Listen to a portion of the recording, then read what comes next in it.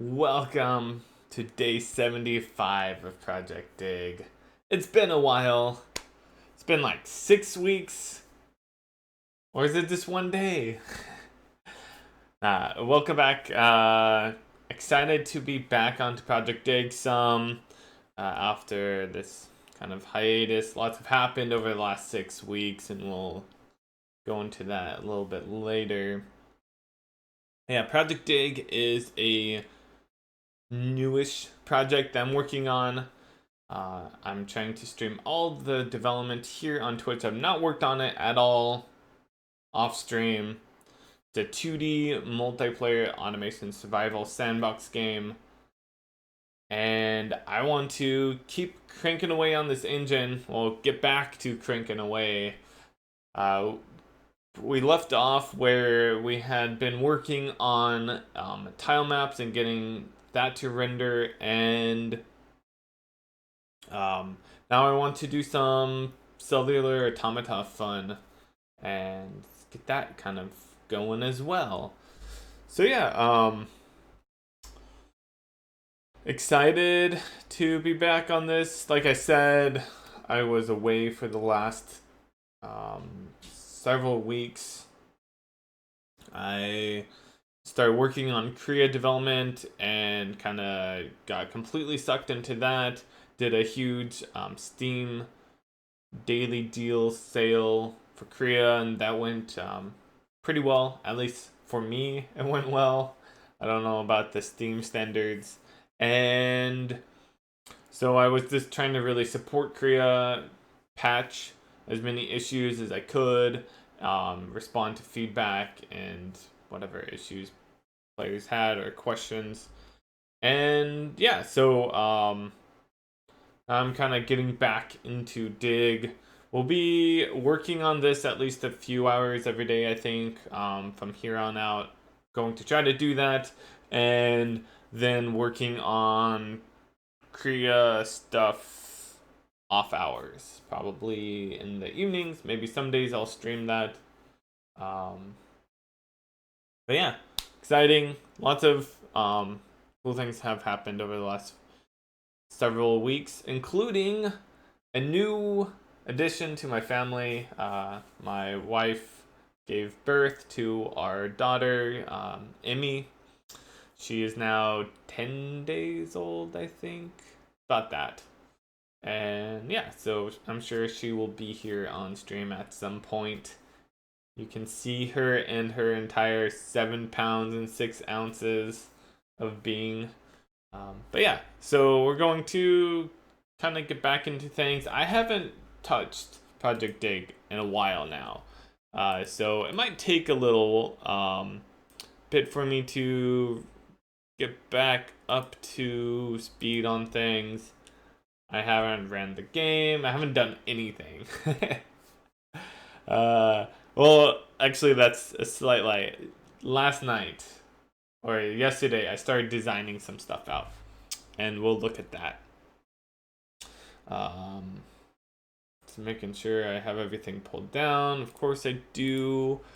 We can make sure that it's compiling.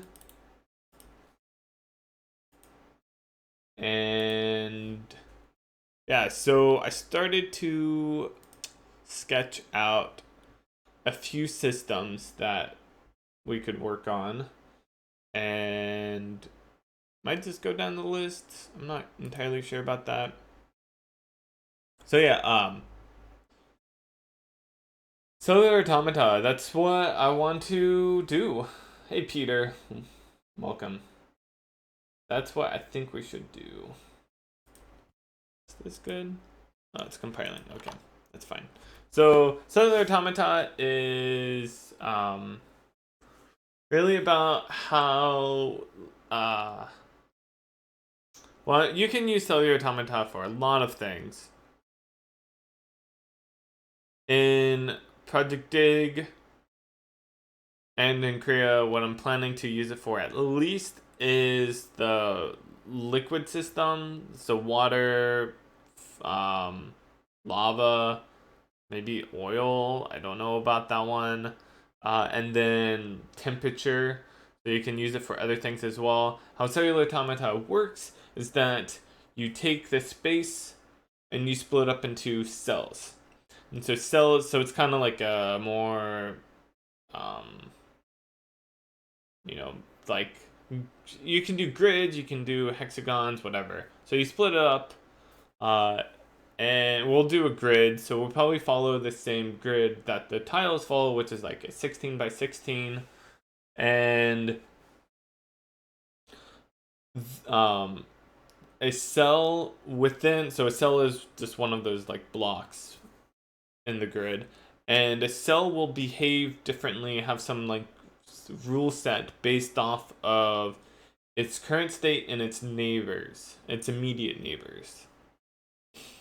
So there's the common, or the most popular Cellular Automata is Conway's Game of Life, where I forget exactly what it is. Game of Life.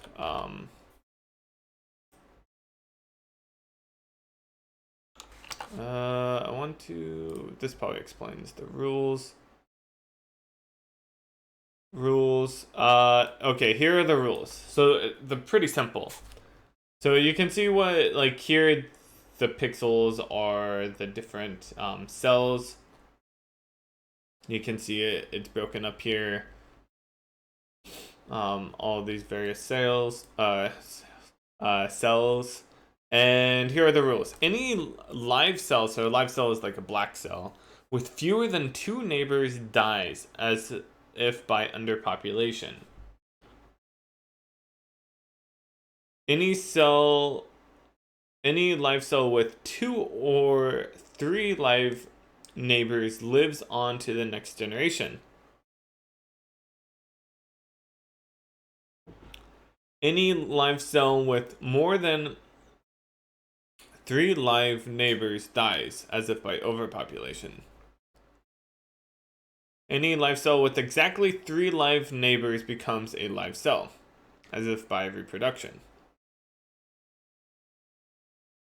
Any dead cell with exactly 3 live neighbors.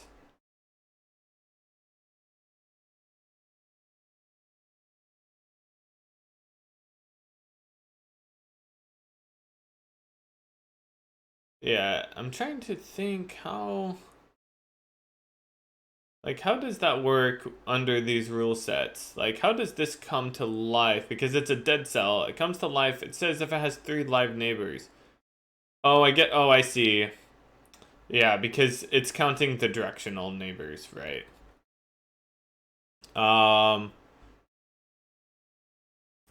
Every cell interacts with its 8 neighbors. Yeah, that's the important thing. It's 8 neighbors.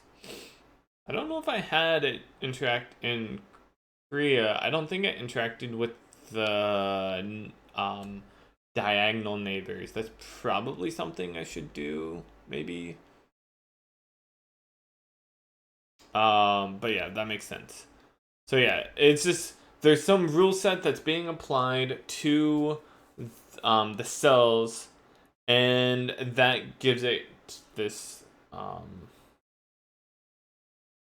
kind of like life, really. So if you take this cellular automata, you can apply it to water, and how water works is you say, okay, if a live cell has a dead cell, so basically if there's water in a tile and the tile below it or the cell below it is empty, it's dead, then have the water move down. So you can have water flowing downwards. And if you have, what is this? This is Conway's Game of Life for Cellular Automaton.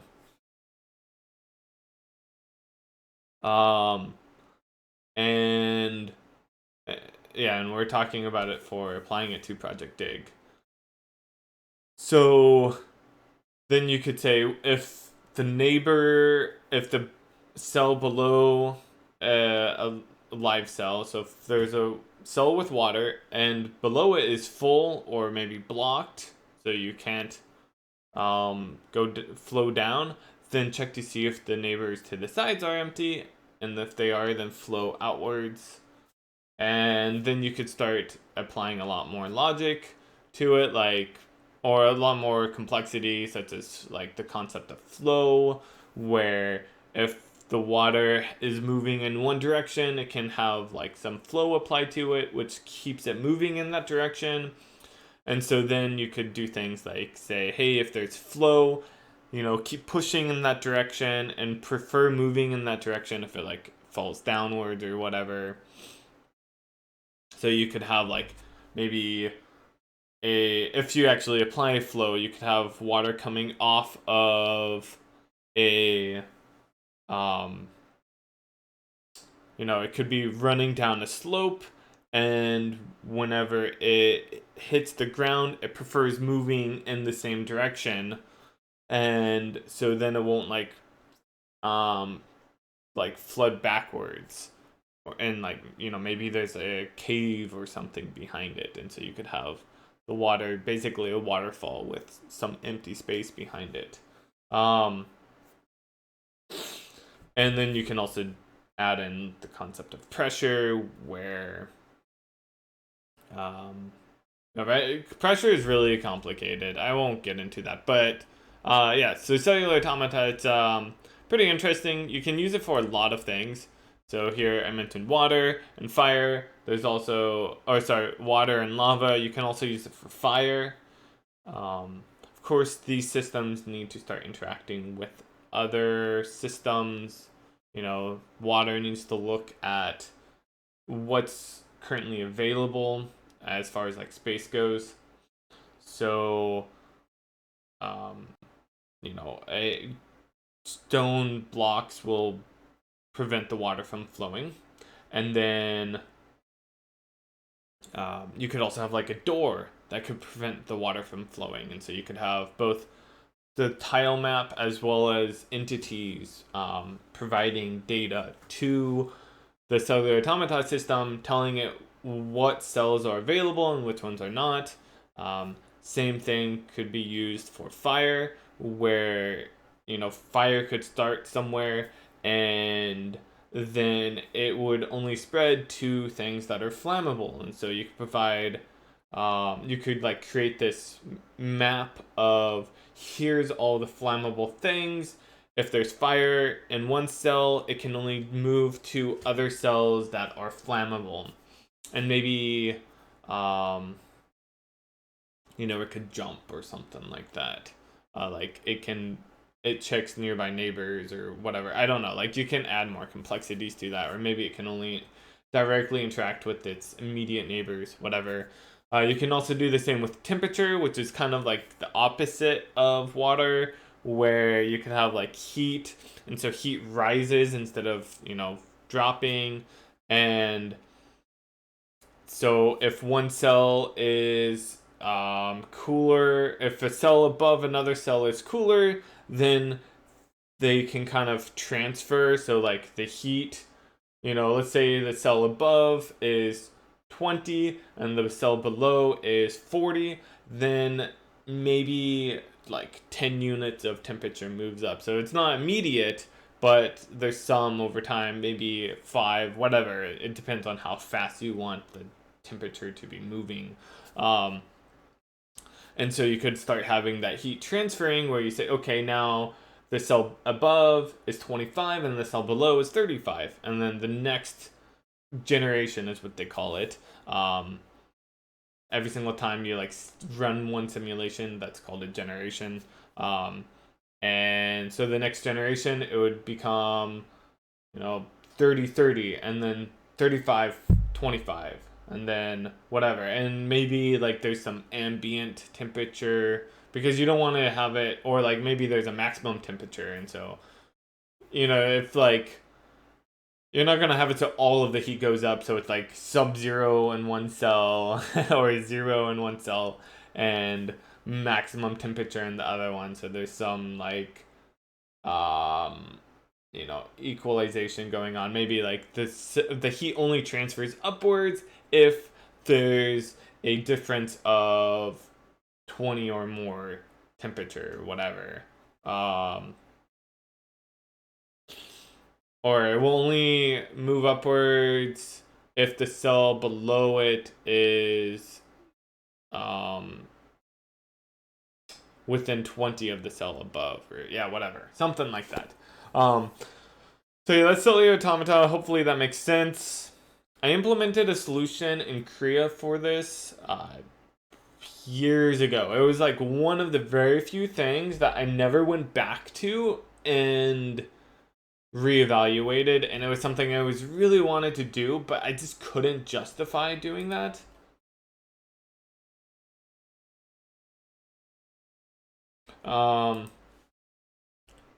Reload all.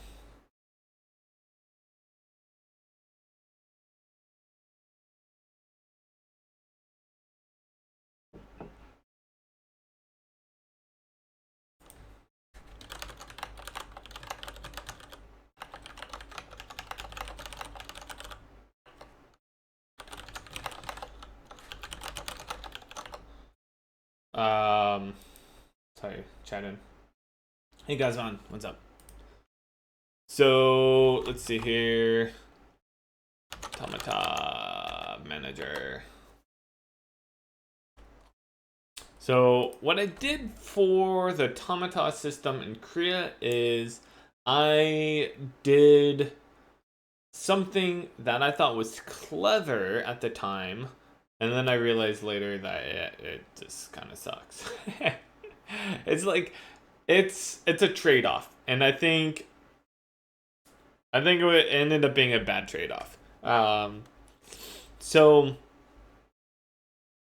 there's almost always a trade-off of memory versus speed. I went for memory in this case, so trying to save on memory. So what I did was this concept of a quad tree inside of the Automata system. So imagine that you have this huge world, and it's split up into 4 partitions, or it's partitioned into 4 quads, or squares, so it's a quad. And then each one of those is split into 4, and so on, recursively all the way down to where you get to the tile level, or the cell level. And what I do is I say, hey, if there is any cell inside of this quad that is alive, then this quad is alive, and so it kind of goes up the tree, and then I can like run simulations on it and do whatever I want. I can kind of figure out, hey, here are the cells within the quad that need to be rendered, whatever. And that is it kind of works, but it ends up adding a lot of complexity. If I want to say, hey, give me the cell at this exact tile location, I have to dig all the way through the tree and go through like 10 different quads to actually figure out that cell. And yeah, it just adds a lot of complexity to things. I ended up not liking it, not thinking it was worth it.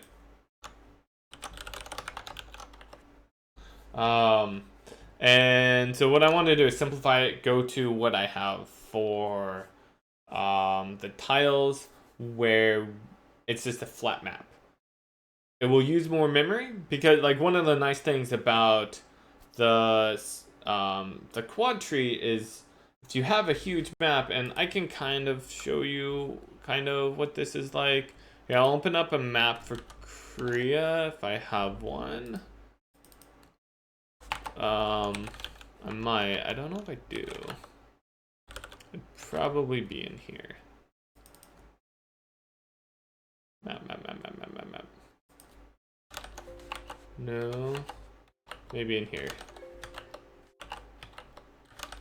Aha. So. Imagine, so we can kind of see that this is split into cells. This isn't exactly what it's like, but it's kind of like that. It would be split into 4, and then 4 and 4, and go all the way down. So imagine, like, and if, we have this huge world Right now, because we are using a quad tree, all of this up here, like all in the sky, that's using very little memory because there's nothing there. So that huge, if we split this into four, we can see like, oh yeah, out of these four, the bottom two are being used, but the top two are not, and so that's empty. And then if we split these into four, we'll see like, oh, the bottom two of this node, I think I called them nodes. This node are being used, but the top two are not. And so we save a bunch, and then you split them up again, and you will find out that like a large chunk of memory right here is not being, or tiles are not being used. And so in theory, we are saving on memory. I actually never like tested this out to see how much memory were being saved or whatever. I was just like, yeah, this is a great optimization. This was like about 7 years ago that I did this. So yeah, a lot of complexity. I did that a lot in Korea. Like I pre-optimized things. I don't really know if it was worth it. But yeah, you can see there's a lot of places like over here we wouldn't use any of those cells, so we would save on that.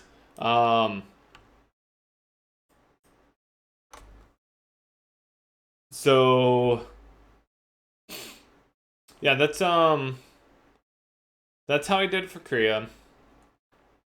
Like I was saying, I want to simplify it and just have it be a straight up probably flat array. So 1D array, much like how I did the tiles, where it just goes across and then it goes down one row, and then it goes across and it goes down one row. So it's kind of like a 2D array, but flattened. We did that for Korea. Sorry, for the tile maps here.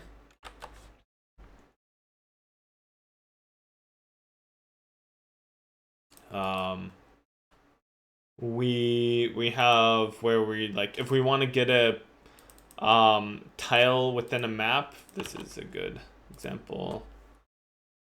What we have to do is since it's a 1D array, we have to convert the position into an index, and it's really simple. The algorithm is just the x position, or it should be the y position times the width plus the x position.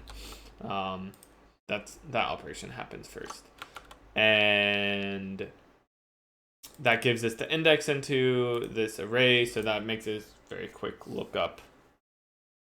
We want to do this with the Cellular Automata system, but it's going to be a little bit more complicated because we have to support like different types of tiles and having logic run on those tiles. And so yeah, I was going to kind of look into that and see what we can figure out. So I wrote down some things here. I can just read over this. So these are the different types, cell types that the projectDIG may have. I'm not sure exactly. It's something I want to be prototyping and playing around with. So water. So I would say that lava and oil are going to be pretty similar to those. They probably will just have slightly different rule sets, whereas like water, it flows much more quickly. So maybe flow is actually a thing, or it matters a lot more. Perhaps there's like pressure. I don't know if we want those complexities in the game. Maybe. Lava is much more viscous, and so it doesn't move quite so fast. Same with oil. Maybe oil is even more so, but it it might be something like oil is flammable, and that's how it's the big difference. And yeah, I'm not sure about that yet. And then temperature, that's going to be very different. Same with fire. And then there's like waste. I'm not really sure about that. Yeah, it's gone on. Gosmod. We're actually right now working on a new project that I started a while ago. This is projectDIG. It's a 2D automation survival sandbox game.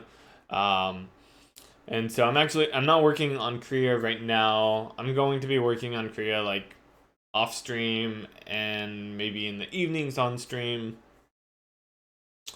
And yeah, so this is completely different game.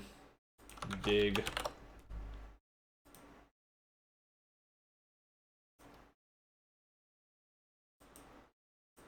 Yeah. So we'll prototype, play around with these, see what we like in the future. Right now, we're just going to implement kind of a more generic system. And then we'll be able to kind of iterate on these, and we'll get into how we can make this be a little bit more flexible here in just a minute. Hey, Dodge Whale. Wouldn't waste be a byproduct of another cell doing something? Yeah, quite possibly. It might be like, what I'm kind of thinking, waste is going to be something that is in the world. It might be that waste can move between like dirt and water. Um, and yeah, and then also like the idea is that um you are this robot being sent to this world to investigate what has happened to it, and it's kind of like this post-apocalyptic world, and that's like something has happened. There's lots of waste just around. The world's kind of been destroyed, and so yeah, there would be waste just laying around, and then also the machinery or just the manufacturing that you are doing can produce waste as well. So it might be like, oh yeah, I have this. I don't know exactly. Like maybe you eventually get a machine that's like creating rubber or something like that. That may produce some waste, and the if we did do waste, I'm not sure. Like I said, I want to prototype that stuff. If we did, the goal of it would be, hey, here's this byproduct, like you're kind of saying, that you would need to be dealing with and considering while you are setting up your manufacturing systems. And so there's like kind of more consequences to your actions, and um, yeah, just it would have to be a consideration, something you'd have to be thinking about. Dig is more complex than Korea. I don't know. Maybe not. In some ways, it's a lot simpler. In some ways, it's a lot more complex. Right now, I want to experiment with having the game be somewhat of a simulation game. So it'd be like a 2D, so side view, automation, simulation, sandbox survival game where you're in this world, um, and like you're sent to this planet to investigate. Your communication with the scientist that sent you has been severed, and you need to survive. Your mission is to try to like reestablish communication with the scientist, and um, send them your findings. And so you're just trying to survive. And like I was saying, I would like to experiment with the simulation side of things, kind of more like oxygen not included a little bit, where it's like, oh yeah, there's like temperature, and you have to be considering that because things are also flammable, and you are a robot, and so you are actually going to be affected by the temperature significantly, where like you could start overheating or something. And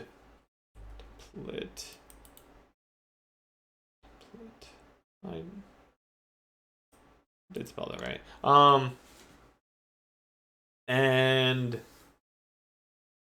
So yes, simulation, survival, sandbox automation game. It's kind of a mixture of genres. Um, Oxygen Not Included is more of like a colony simulation game. Um, so you're having your different duplicants going out and collecting resources, your colonists. In projectDIG, you are setting up machines to kind of do that stuff for you.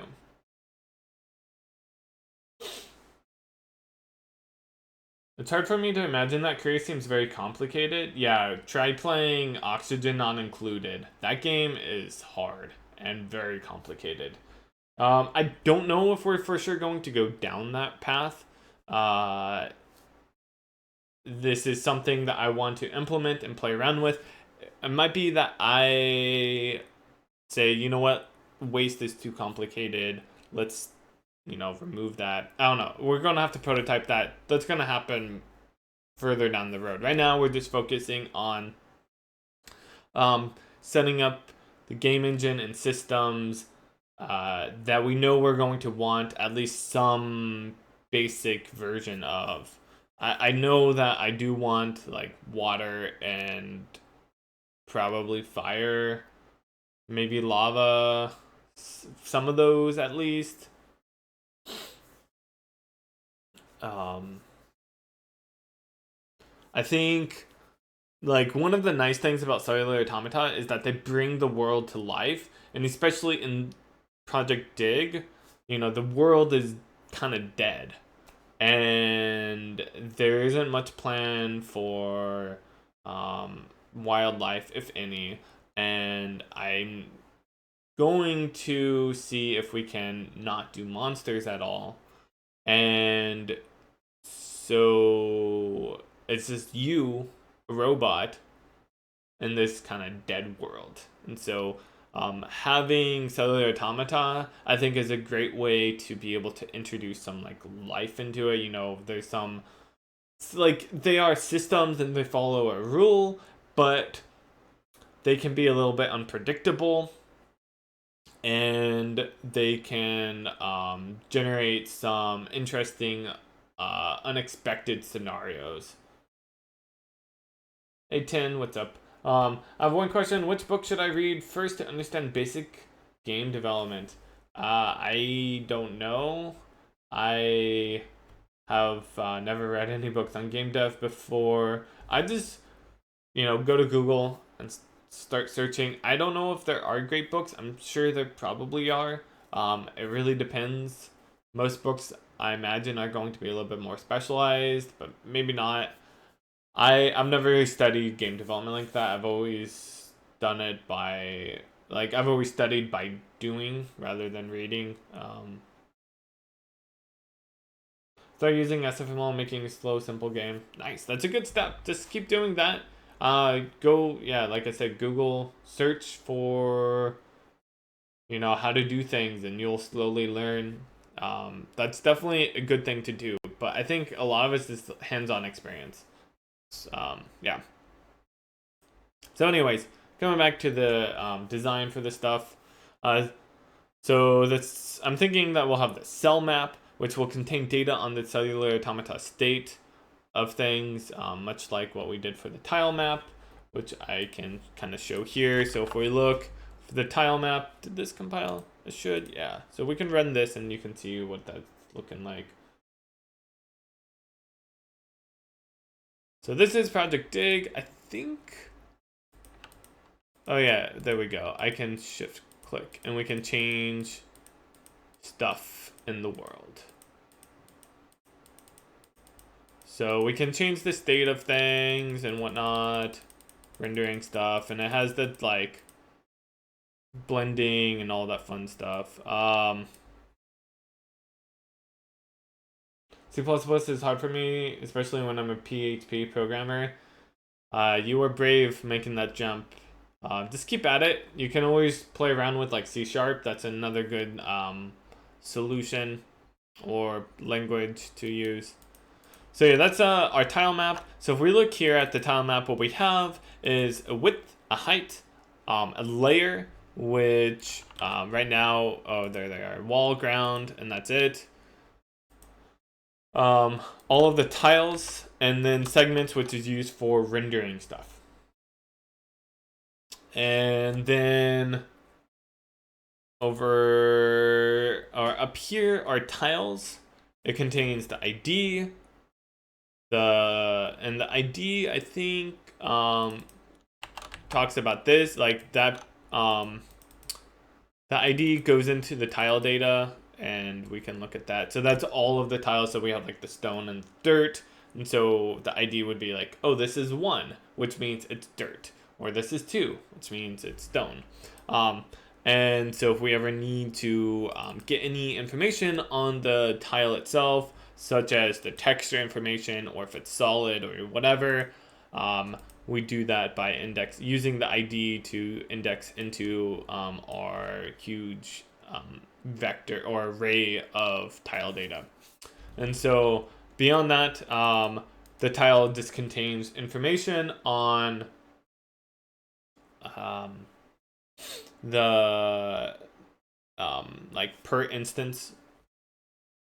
So, every single tile can have a different frame, which is used for rendering. It can have a different priority, which is also used for rendering with the auto tiling.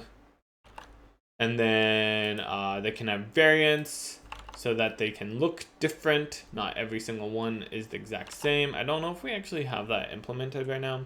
And then there's quantity, which is something new for projectDIG, which is that whenever you break a tile, it has like so you create a tile that has quantity, and hey Dallas, welcome, and it will decrement the quantity. So it's like, oh, here's maybe like stone or dirt might always have 1, whereas like iron ore will have 25, and so you can have like a little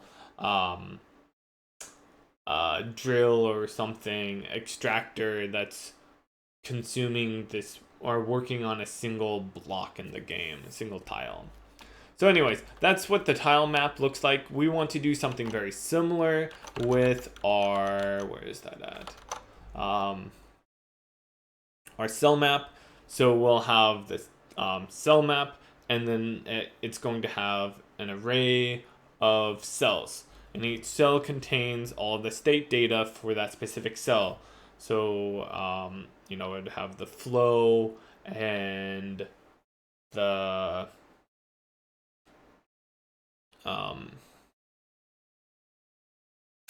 quantity.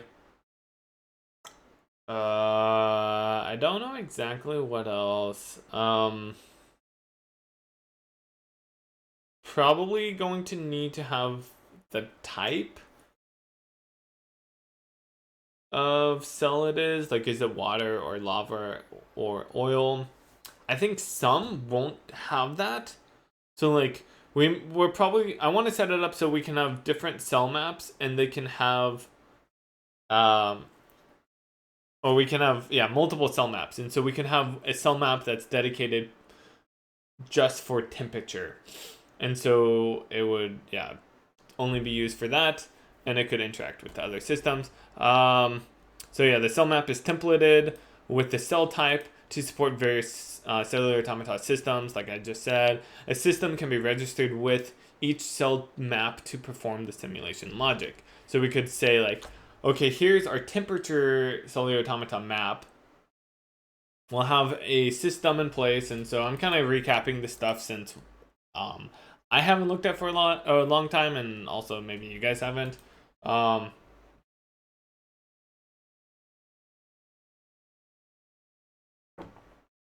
And yes, excited to be back on Dig. It was finally time. What am I wanting to look at? Oh yes, the systems. Do we have a tile system right now? Or I don't think so. Maybe damage draw. We just have a draw schedule. Oh yeah, okay. We do have a tile segment cleanup. So we can look at that. So we schedule this tile segment cleanup. And so this is just responsible for cleaning up rendering information on the tile systems as it's running. It's pretty simple, so it just looks through all of the segments and yeah, whatever. It does stuff. We can have a system that's specifically running for the temperature cellular automata. We can have another system that's running just for the water, and another one that's running for the fire. And we can, have these various systems interacting where like water can put out fire, and fire can be spread by oil and stuff like that.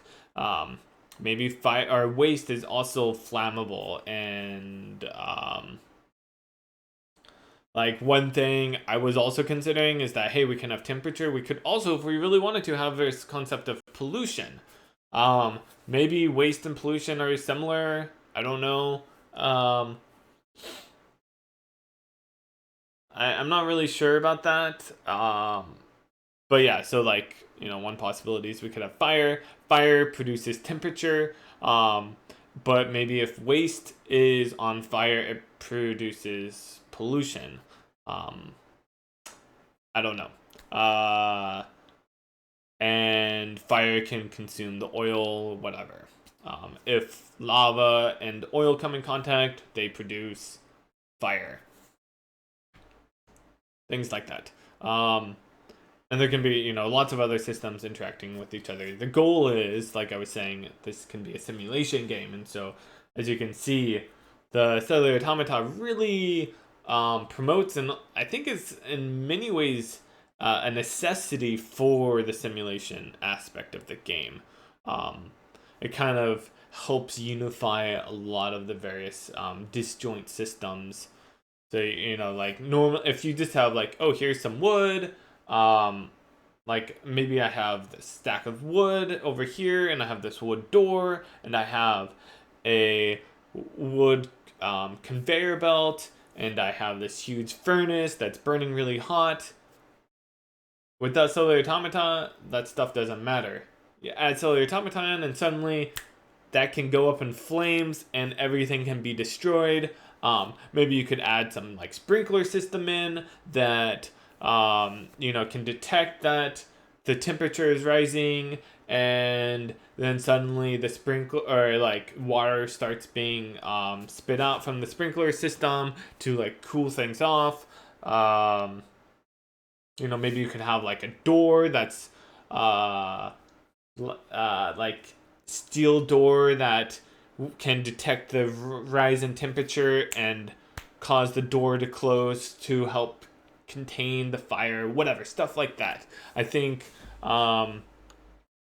those systems or that like emergent gameplay is quite possibly what's going to make the game be really interesting and fun to play and just unpredictable.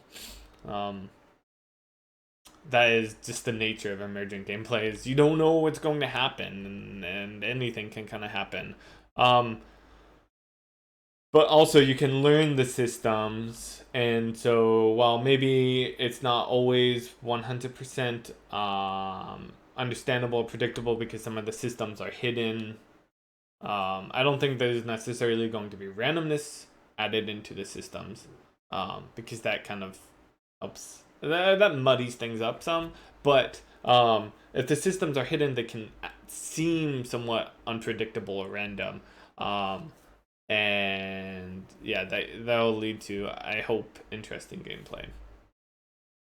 So yeah, the active cells, I'm thinking, are going to be tracked by the cell map in some vector of indices that will then index into the vector of cells. And so, we have this huge 1D array of cells that represent the entire map.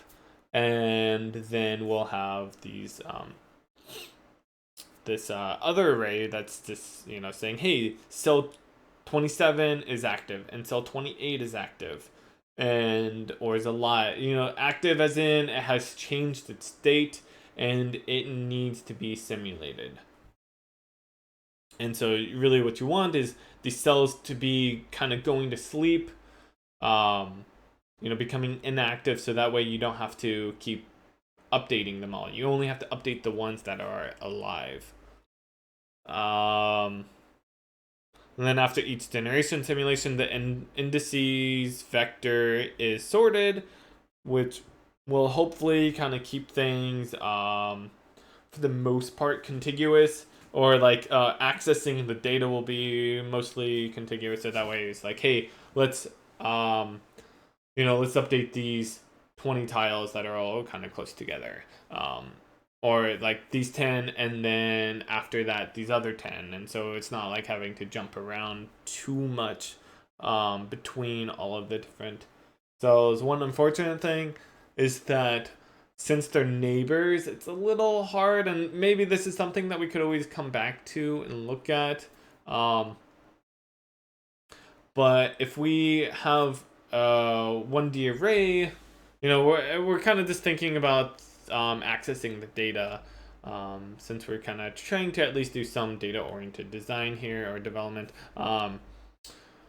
If you take this huge 2D map and you compress it down or collapse it down to a 1D, the neighbors are going to be sometimes split very far apart, where it's like the tile below it is going to be width distance from that tile, and so that data is not going to be anywhere close, which means that we're going to have like it's never going to just happen to be in the cache along with the tile that we're getting or accessing. So we'll have to do multiple like lookups, which kind of sucks.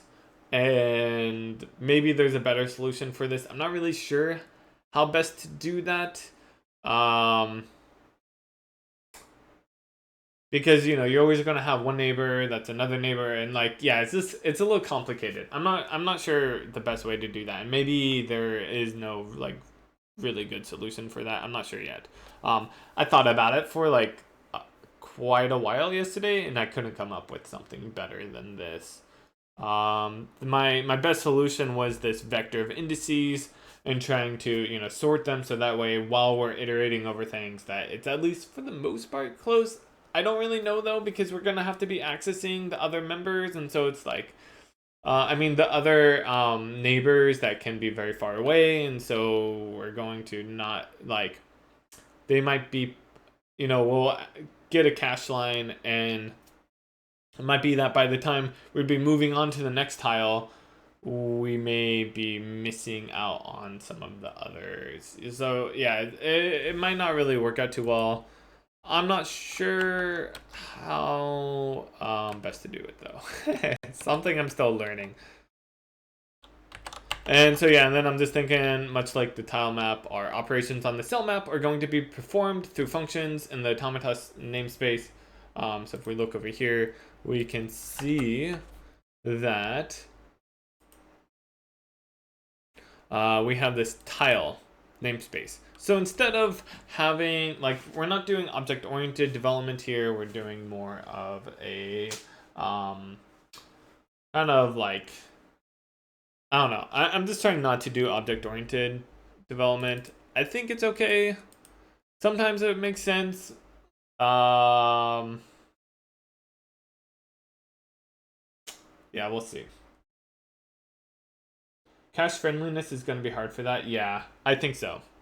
So yeah, we have this tile, and we just can say get on the map, and we pass in the position and all of this fun stuff. Is it empty? Is it solid? Damage a tile. Draw, whatnot. How you doing, DG? Adding a tile. So yeah, that's what we're looking at. So it's gonna be pretty similar to kind of like what we did with this tile stuff. So what I'll probably do is, yeah, first we'll start with something basic and like kind of get the cell map set up. And then we can start looking at adding in a system to simulate, like, we'll start with just water or something. There's going to be several steps here. But yeah, we can kind of get started. So what we'll do is we're going to add in a new header. We're going to call it Automata.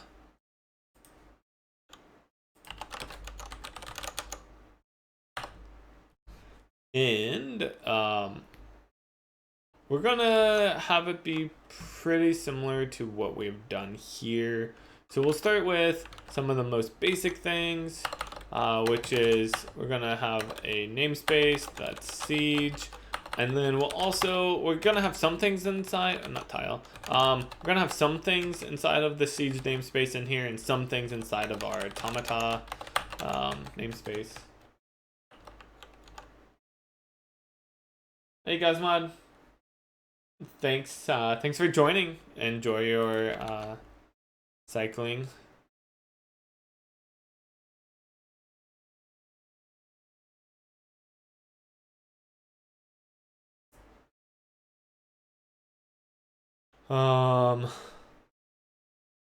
Yeah, so we'll start, like, we'll have this struct that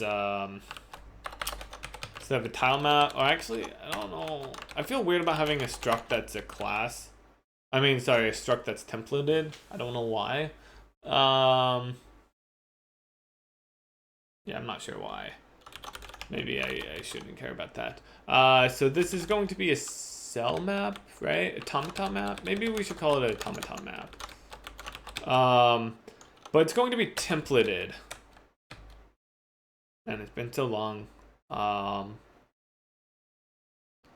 I've been working in Korea for like the last 6 weeks. I'm like, how to template again?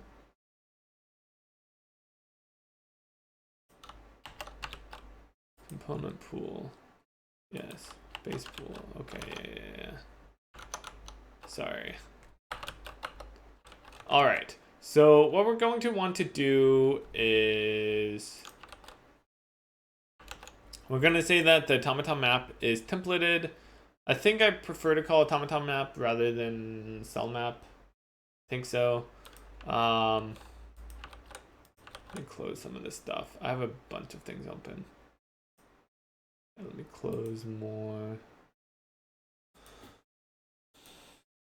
Feels weird to be back on Dig after being back on Korea. It felt weird to be back on Korea whenever I went to that. Jumping around projects. It's not my forte. Okay, so we're going to want to do something like this. Probably pretty much exactly that. But this is going to be T. This is going to be cells. So we're going to say, hey, we have, and how does this? Ah, yes. I forgot about those.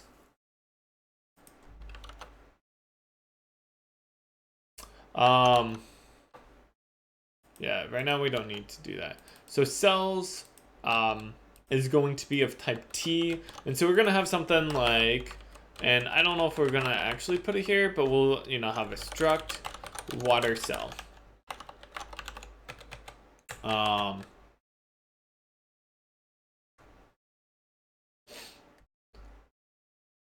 And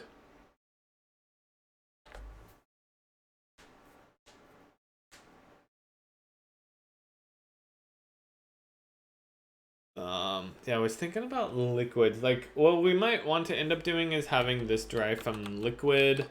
Like, we might say struct liquid cell. I don't know, like, what exactly we want to do with that. It might be that we just have a liquid cell. And this can have like a uint8 quantity. Oh, whoops, I can't do that. Right. In this case, since we're going to want to have multiple types of liquids, we probably need a enum class liquid type which could be water, lava, oops, oil, and then we can have our count. And so this can be our liquid type.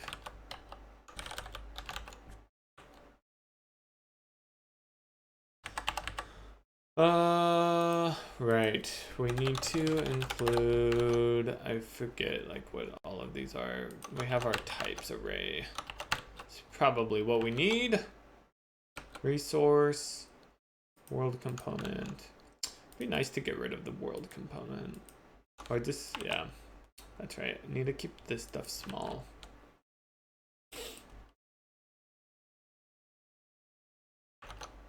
I don't know if I could. Anyways, so we probably need more information, like maybe we need a flow. I'm not sure, but maybe we do. Maybe the flow could be, yeah, I don't know exactly.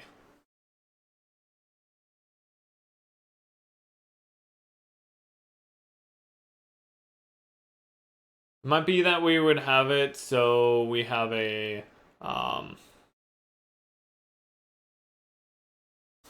let's actually make this be public uint AT. Expected identifier. Do I do? Okay, yeah, sorry. No public. So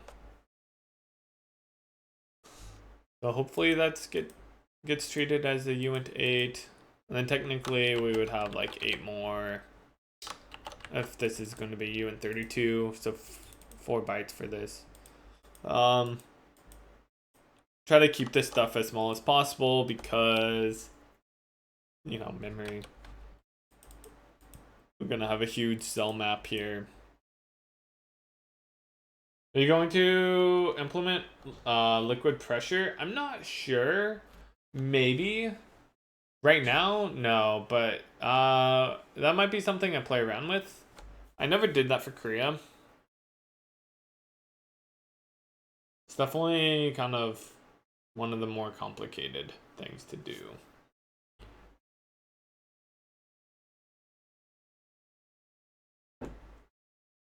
Okay, so that's great. We probably need to have I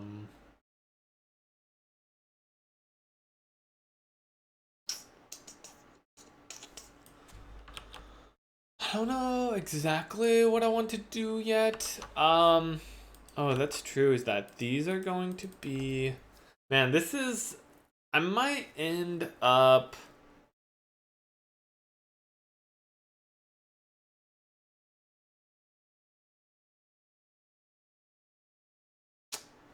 I prefer to not have this.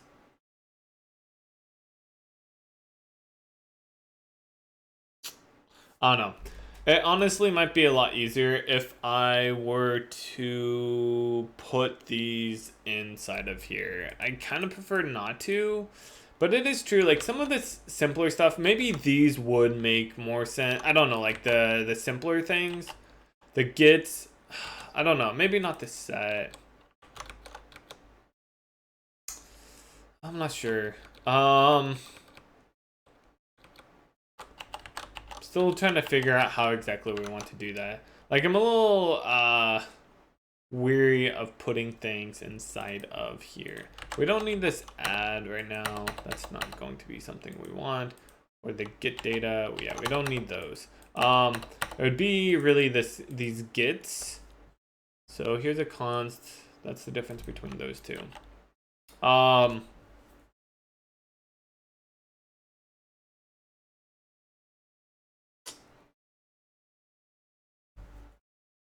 Yeah. The thing about this is if we were to do it this other way, and maybe this is okay, is that we just have to say, hey, this is a class of automata map t, right? Which isn't the worst thing ever, and this returns t ref. This is a t automata map t map, and then in this, yeah, that's position set. That I am not entirely sure of this set. But yeah, this would also be a T, something like this. I don't know, yeah. File vector tile ID. This would be different. I'm not sure what these would be. And that's the thing, is like, I don't want to be creating a new tile every single time we set it. But yeah, I'm not sure what would be the best way to do that. Like, one thing I could maybe do is have this be args, like this, where we say, oh yeah, this is I'm forgetting how to do that now. Let me look at the world. It's just type name, yeah. Name args, and then here this would be args, like that, right? I'm forgetting. I think that's right. Might be wrong. Template.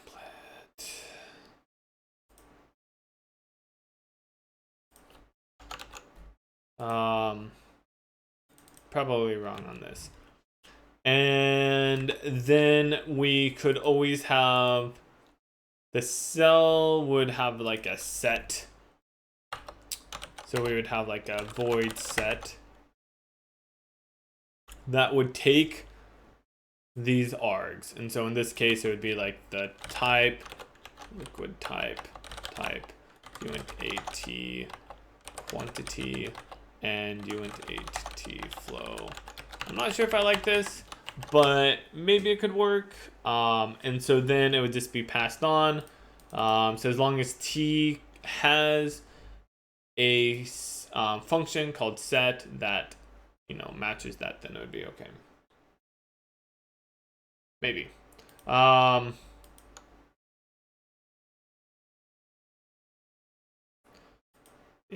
perhaps this will work. Let's go create the... Oh, that's the test stuff. Add new item. It's going to be a CPP file called Automata. And I just realized that this was in the wrong place. This needs to be go into source. Right? Let's look. Source siege. There we go. Yeah. Add. And that means that we got this other one wrong.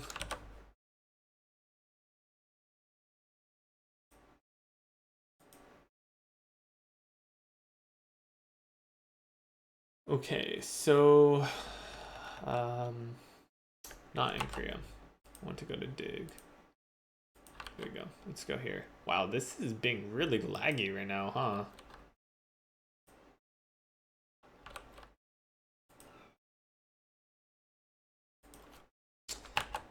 Back. I think it went into project siege on accident. Yes. We're going to just quickly say, hey, let's remove this. Just remove it. We don't want to delete it. Cut. Paste it into include siege. And then add existing item.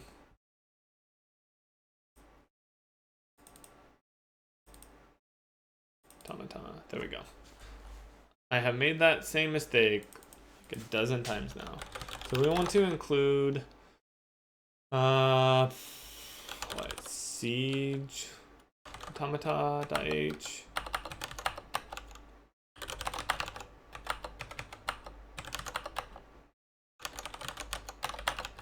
Okay. And then let's go ahead and implement. Oh, that's right. Since this is templated, it's going to have to be in a header file or HTTP file. That sucks.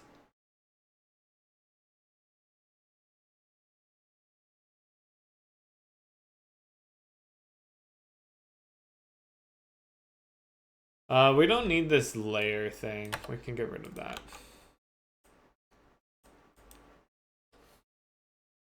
That sucks. I forgot about that. Okay.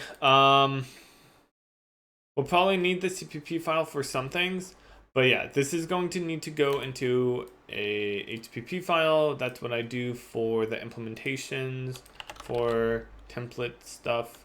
Tomica.hpp. This goes into include siege.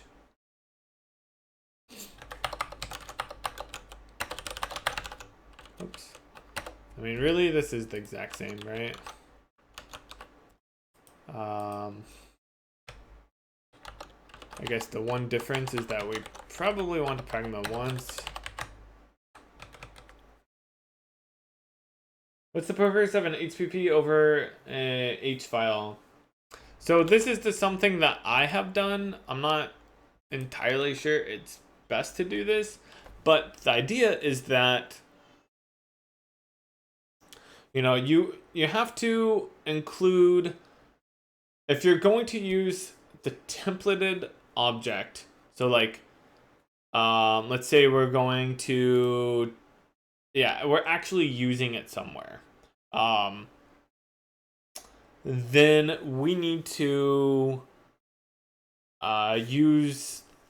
include the implementation inside of that compilation unit. So basically we need to be including that template implementation.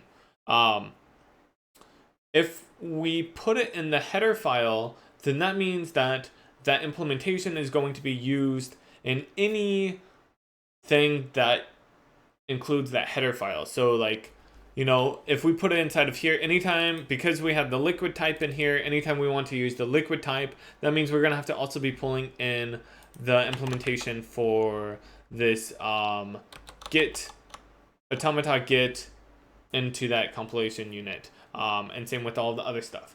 But if we only want the liquid type, then we don't really need to do that. And so the idea is that if we split it up, so we have the implementation for the template inside of the HTTP, then we can include the HTTP typically only in the compilation units or the CPP files that we're actually going to be using it in. And then anything where we just need to be using like the liquid type, we can include the automata header file. And so we don't have to kind of bloat up the compilation units with all of this extra, implementations for the templates, just because we want to use like the liquid type. At least that's my understanding of it. This was something I was introduced to like 10 years ago, and I never really investigated. It's just like, oh yeah, that makes sense. Okay, let's do that. So yeah, and this is something I honestly should do, is go read up on it a little bit more and get a better idea for things. So yeah, basically how I do is header file contains the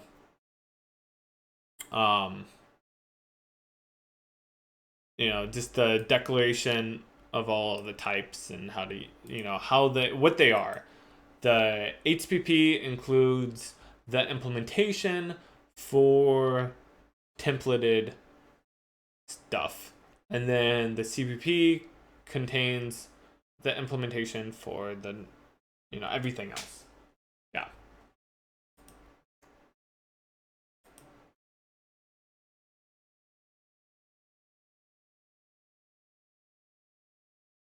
Okay, so yeah, we're going to need to implement these in here.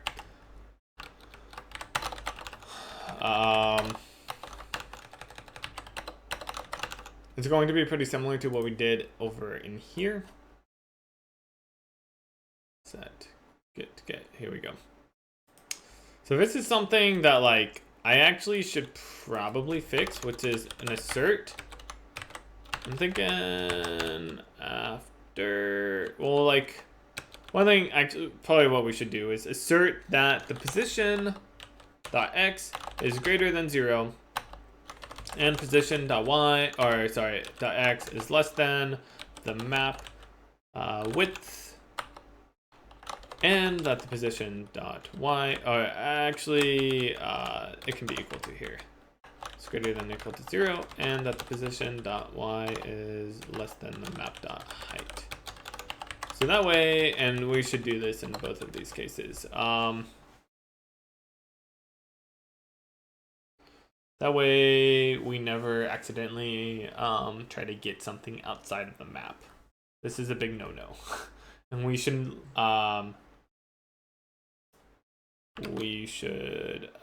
be notified of that attempt at any time. Change tile group.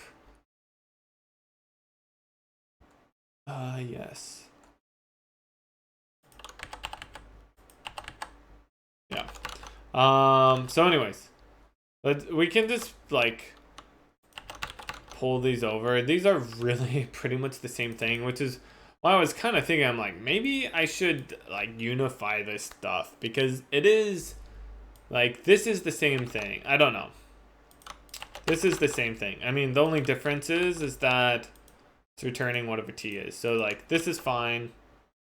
That works. The set is, oh, whoops. My bad. I think these are exactly the same. The only difference is one returns a const t and the other one doesn't. I almost wonder if I could just call this one. All right. How does that? Never mind.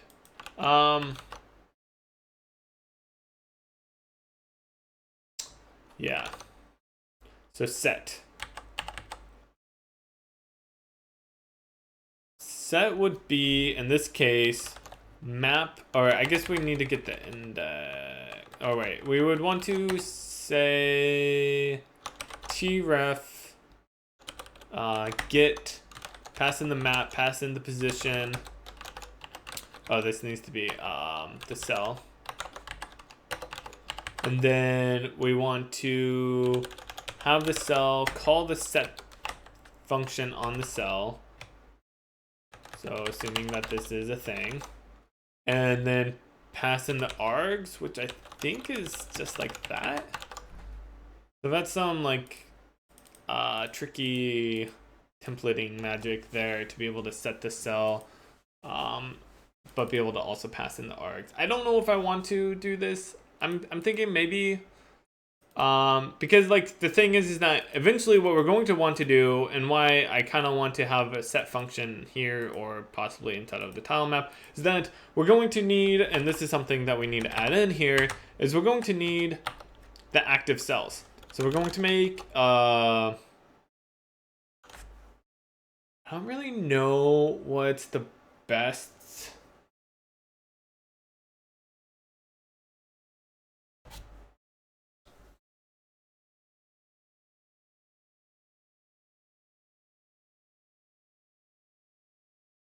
Hey, Axelis. What is your opinion on circular dependency, like when two modules reference each other? I read that you should always avoid it using some pattern or such, but for me personally, it seems okay in some cases. Circular dependency is something that you typically do want to avoid, because it's like, while it might seem okay, usually it's indicative of like an underlying design flaw. And so yeah, if you encounter some circular dependency, you probably want to take a step back and kind of reevaluate things. Usually circular dependency is where it's like, oh yeah, it's easier to do it, and that's like, I would run into that a lot in creative development, and it's still like, I still run into it sometimes, but yeah. Usually if you have circular dependency, it means something like, maybe you're trying to make like it happens especially in like larger object-oriented programming where you're like, I have this huge object and I have this other huge object, and this one aspect of this object needs to interact with this other aspect of this object or whatever, or maybe one contains this other thing and whatever, and it's like usually it just means that you need to break things up more. You're kind of overloading an object type with too many things, too many responsibilities.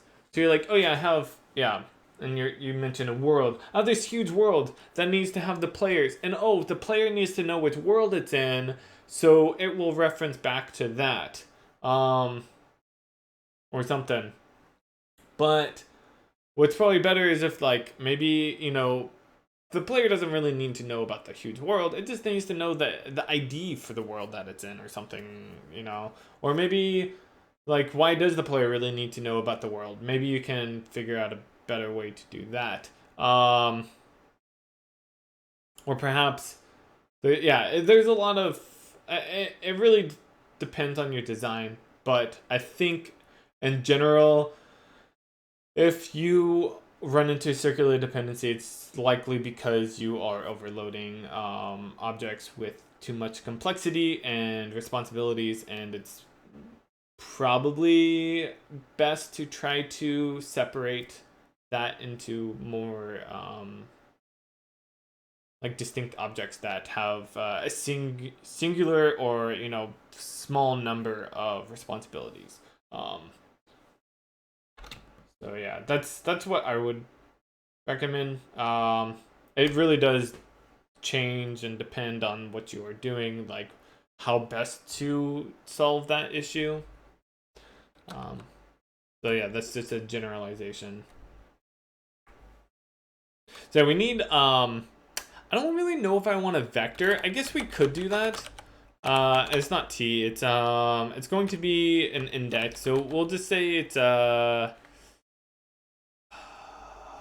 guess a UN32 of index or actives. So these are indices, and maybe I should really make some comments here.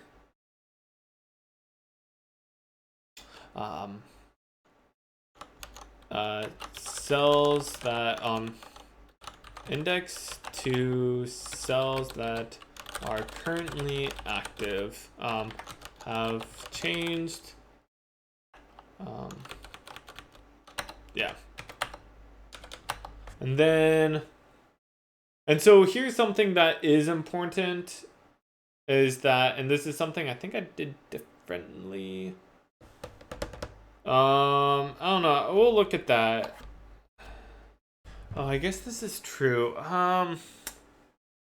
I just realized, how do we know if something is active? And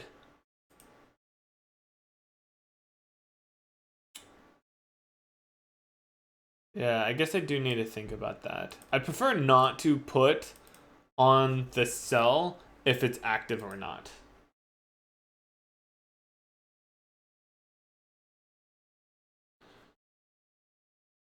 Axelis says, okay, thanks. I was reading a lot about it, and I know that you are rather supposed to implement some message handler class or use interfaces, but I program in C and it seemed much easier to just reference each other. Yeah, I don't know about the whole message handling thing. Like, maybe that's easier. Or that's a better solution. I really don't know. You'd have to look at, like, it's hard to say. Yeah, it changes depending on your engine. But as far as having the two objects reference each other, it might seem easier now, but it's going to likely cause headaches later down the road. Where you're like, oh yeah, there's this problem now and I have to try to figure it out. Or, oh, I have a memory leak somewhere. Where is it?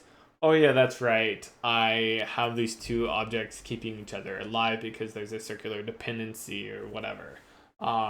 So yeah, it might seem easier now, but it will likely cause some headaches down the road. Okay, so these are cell data. I don't know if I really need to put that there. We'll just do this. So these are our active cells. One thing I'm not really sure about is how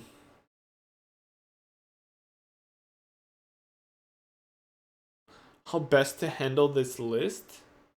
So let's say that we have a cell of water and that cell moves downwards to the cell below it. Then how do we tell it that, hey, now this cell below it is active? Because maybe at the same time, there might be another cell that's like neighboring it that's trying to like have water flow into it or something.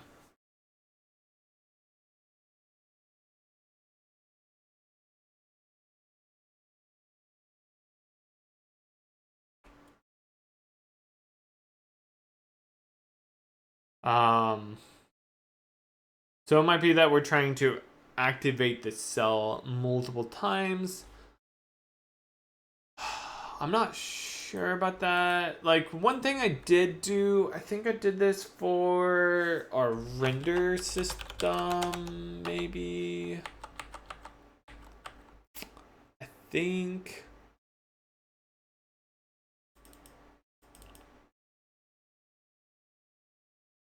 Is this it? Layer index. If the layer index. Oh, this isn't quite true though. Yeah. That's something else. What I was thinking is like we could purge the I don't know. Like we could do it a few ways. One thing we could do is to say, you know what, who cares? Um that's fine. We can if cell 27 becomes active from 3 different means, then um that's fine. It'll just have 3 entries in here, and after we sort it, it means that we will no longer be, or like we'll sort it and then we'll just skip over the extra entries. Every single time we encounter a new index, we will update that, simulate that cell, and then we'll skip over any um, like additional entries for that cell. So it's like, oh, if we hit 27, simulate it. 27 again, skip it. 27 again, skip it. 29, okay, let's simulate that one now. And maybe that's fine. And then I don't know, and this is another question that we have to kind of figure out is what if we or like how long does a cell need to live? When should it die? Do we just reset the active list every single time? I guess we need to make a copy of it, so that way we know all the cells that are currently active. Like maybe we make a copy, we sort it, we clear out the current active list and the automata map, and then we iterate over the copied, sorted active list, and then populate the automata map actives with any cells that are, active again or still active. Where do you get your music from? The silence? I don't know if you're talking about Kriya. For Kriya, we had a composer, Clark Powell, who did all of the music and audio. Right now, like projectDIG doesn't have any sound. It doesn't have any music whatsoever.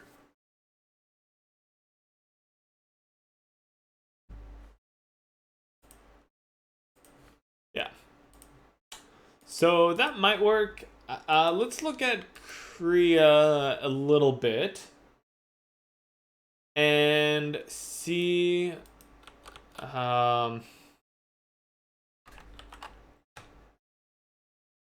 see how this is being handled with the whole active. So yeah, and maybe I don't know if we need to. That's another question. Is like, whenever we have a cell, do we need to be able to know if it's active or not? Um, it might be where we just want to track the active state on the cell itself. I'm not sure about that. Maybe it's not something that I want to be like iterating over, but it might help with being able to quickly look things up. It does mean that we have to then keep the active list and the flag on the cell synced up, which sounds potentially problematic. I'm not sure about that. We have to think about that. So what does this say? This says, let's see. This code is like super complicated, which is one of the reasons I want to like try to clean all this up. So this is like recursively iterating through the cell nodes. So this is the code for Kriya, recursively iterating through the cell nodes until it gets to the bottom. And then it iterates through all of the cells within the node, and it does things like if the cell is invalid, as meaning it's like empty, I think, or whatever, then it skips it. If the cell is not active, or it should not be updated, then we skip that cell. I forget what is this should update.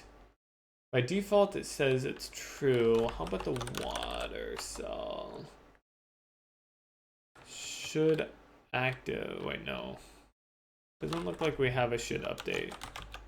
How about lava? Maybe lava will do something. Should update. Yeah, so we have the state. So we say that lava only updates every 4 states or 4 generations. So it skips generations. So that's what that was used for. We can do a better job with that probably. I don't know. We'll figure that out. So we say we increment the skipped cells. I don't know exactly what that means. Like why we are tracking that. We say that it's still alive. That I think it's for the node itself. So we're just saying like, hey, this node's still alive. You know, don't kill it. Don't deactivate it. And then we skip. Let's see here, active cells. So if we get down to here, we say we have an active cell. We figure out a bunch of stuff. We do obsidian things. Go through each neighbor and set it up to be used for this update. So we actually update all the neighbors. I don't know exactly what we're doing with that. Oh, right. So we have this like list of neighbors, and instead of generating new objects every single time, I just like kind of set up the neighbors. So it's kind of like the struct that we keep reusing. So I'm just like, oh, populate it with this data now. So we don't have to reallocate new data every single time. Check if the neighbor goes off the world vertically. Also loop the neighbor horizontally. Looping, fortunately, we will not have to worry about that. So we're the parent for the neighboring cell here, so we don't have to continue to look it up. Neighbor, here's the cell. Yeah, parent. If the neighbor is a cell and the neighbor cell is of an opposing type, we won't worry about that. Here we go. Go through each neighbor to see if it was changed. Oh, here's where we actually update it. So this is the simulation that's being ran. So we simulate on the cell. We say, here's all of the neighbors. And so you can see here that I only support the immediate directional neighbors, we don't do diagonal neighbors at all. So we only do 4. I don't know if I want to change that or not. It's definitely a lot cheaper to do only 4. It might be interesting to do more.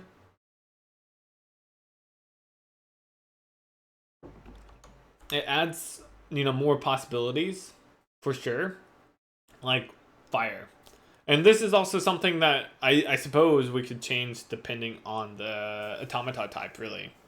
Like water, we could say, oh, it only cares about its immediate directional neighbors, whereas fire, maybe we want it to be able to jump horizontally, diagonally, and so we would have it support 8 neighbors. But anyways, this is where we simulate it, and we say if it survived. So surviving means that it's not empty. If we go look at the water cell update, this code's kind of complicated. It's like looking to see, if it should be flowing in a certain direction or whatever. At the bottom, it just says it survived if the quantity is greater than 0. And so that could change, for water. If there's any water left, then it's still alive. If the for fire, we could say it survives if the fire is still alive, or maybe if there's some amount of like fuel left within that cell or something, whatever. So like fires will slowly die out where the quantity is like maybe there's a fuel there that's being consumed, and after some amount of time that cell like once the fuel reaches some threshold, like maybe it starts at 100 or something, and once it gets down to 50%, so it's halfway destroyed or whatever, we actually like destroy that object or whatever, but the fire can continue to like survive for a little bit longer. I'm not sure exactly how we would want to handle that, but and then after once the fuel gets down to 0, then the fire dies out. Something along those lines. We'll have to figure it out. But anyways, so that's where we update it. Has local update is false. So we iterate through all of the neighbors, and it looks like we activate cells. So we activate north neighbor removed, then activate its neighbors. I think that helps with like it falling down. There's like a bunch of like special stuff here for the water. What I'm really looking for is where is it saying that we are activating or deactivating a cell. So here's where we check to see if the neighbor, so yeah, we iterate through all the neighbors. If the neighbor was changed, so the neighbor gets changed in here. So you can see it will say, yeah, up here, like was changed, was modified, was updated. I forget what all of those exactly mean. I think it's like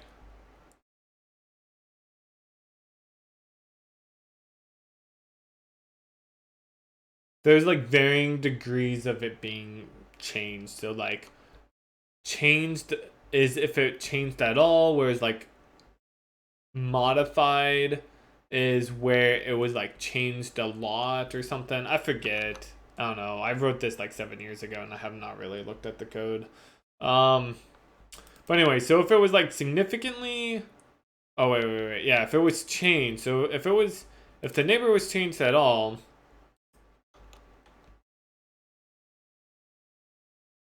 and the neighbor cell itself does not exist, north neighbor remove, then activate its neighbors. I don't know exactly what that means. So we activate some cells there. We say that this was changed. I wonder what we do with the changed. I want to look at that. If this cell changed at all, then activate its neighbors. So if a cell changes, all of the neighbors get activated as long as it's alive. That's if it has any local update. Yeah, if it changed. If it did not change, then it looks to see if it should deactivate. And so what should deactivate? If the flow is 0. So that means it has settled. Right. There's a lot going on here. This stuff is complex. So if it did not survive and the cell quantity is 0, so surviving is up here. I think we have to check this as well because we like have the neighbors flowing as well or whatever. Then we say clear the cell, which is just like helping clear out the parents, the quad tree. We reset it. And then we say that this entire node is still alive if the cell survived. Yeah, this is like, there's a lot of complexity added in here because of the quad tree that we're using that we can fortunately like greatly simplify by getting rid of that.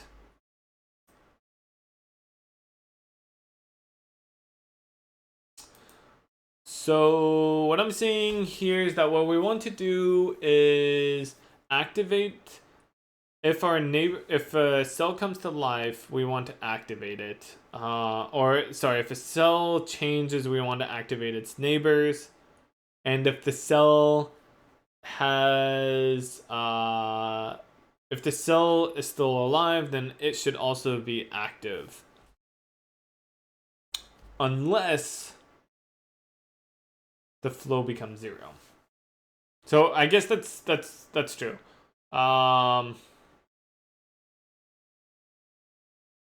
Is that we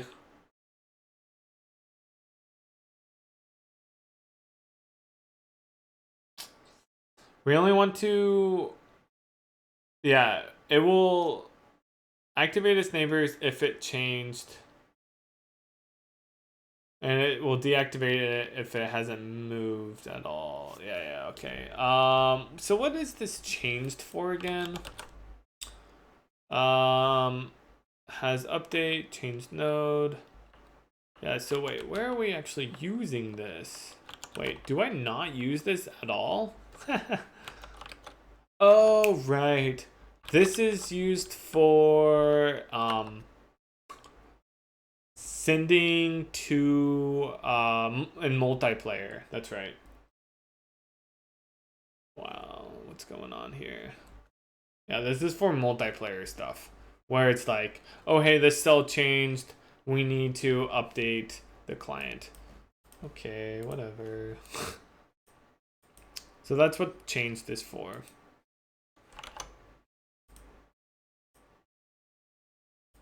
Come on, stop.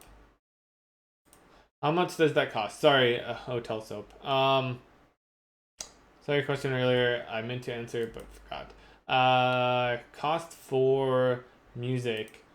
It really depends on the composer that you're working with. Some, how much work they have, how much experience they have, like their availability. It can range from probably like low like $100-$200 for a song to upwards of like $1,000 a song or something. It really depends on who you're working with.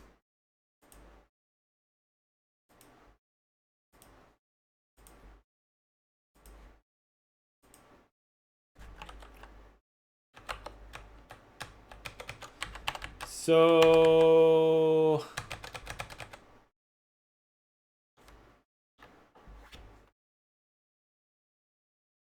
yeah, I don't know what we want to do with this.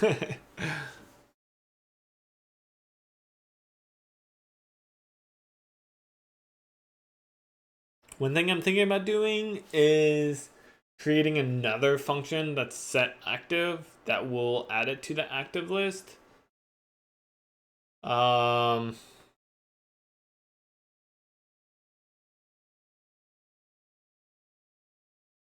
Maybe we might also just do a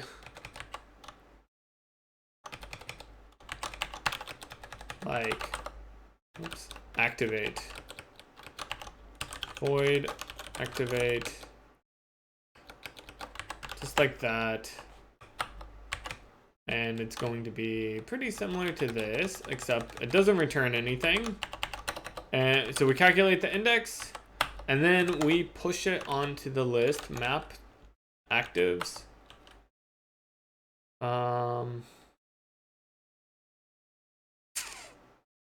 Push back.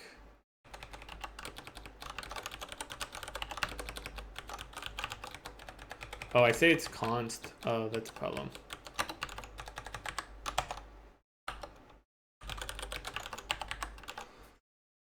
So that will activate it. By the way, do you also work in some company, or are you a full-time developer on your own? I'm a full-time dev. I run my own company, Siege Games. So yeah, like I do Korea. I know you've been around for that. I'm pretty sure at least. And projectDIG is this new game that I'm working on.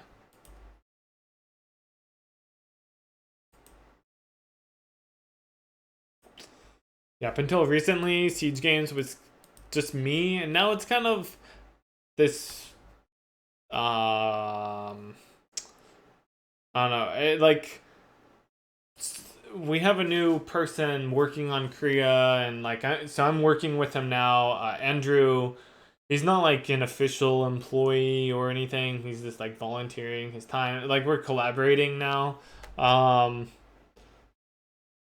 So I don't really know what to describe that. Yeah, I've been here for a while. Know about Korea. Yeah. I know I've seen you around some, so. Yeah, so I just do my own thing. Siege Games. Okay, so I think that this makes sense. I'm just not entirely sure about this actives and if. Yeah, so like, I guess the big question is if we look at this, we can see is active. Like, where is that being used?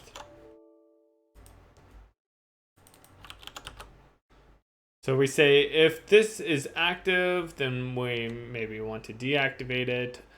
That's not super interesting because I'm saying like, hey, maybe we deactivate it every single frame. Or it gets removed from the list and it has to be added as being activated. So like deactivate. That just goes up. Yeah, that's not super interesting. I think the more interesting one is we say here if it's not active, then we activate it.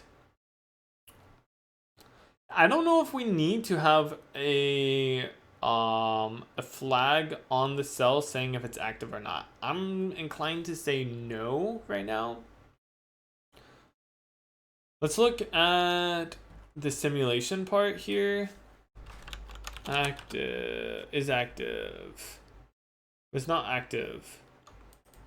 Yeah, again, we are just doing that because we don't want to try to activate it if it's already active. But that's because this is work here. This is a lot of work to activate a cell because we have to like go up the node tree and tell them that, hey, this bottom node or this bottom cell is active. So we have to go to the parent and tell the parent that it's active and then go up to the parent of the parent until it's active and, just climb our way up the tree or down the tree, whatever, until we get to the main ones. So that's not super interesting. I don't think we need to have like a bool active flag here. I think we can avoid that, which is awesome if we can.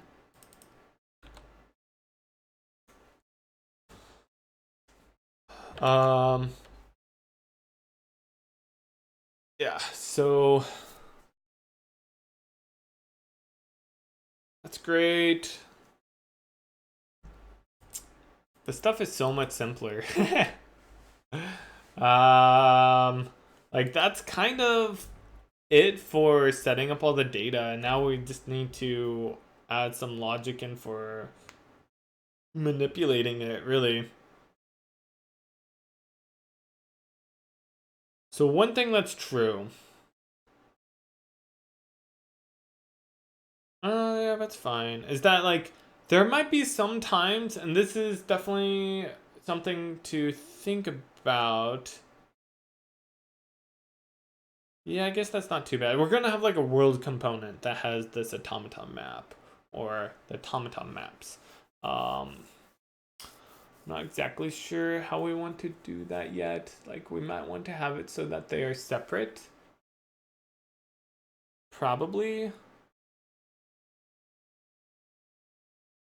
So a world component is like each world will have its own automaton or set of automaton maps, its own components. And so if we look at the world component, we can see here we have like a entity layer and a render layer. And I think I actually added in here. Yes, I did do that.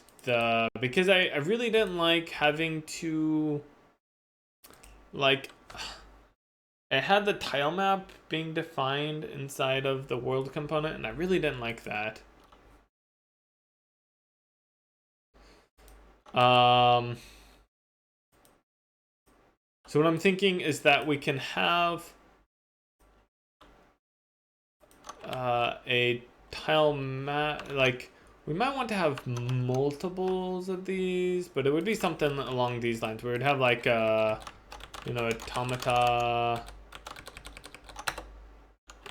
Maybe it would be like water automata or liquid automata component. And so that comes from here. The reason we could just have a automata component that would have all of the automatas, or different types of automata, or the types, the types of cells. So water, temperature, fire, etc. But if we did that, then it would mean that if we ever wanted to have one being used for inside of a system, like let's say our lighting system wants to use the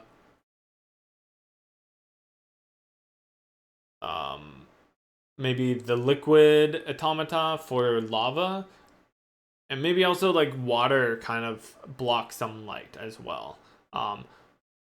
And so they have like we would use lava as a source.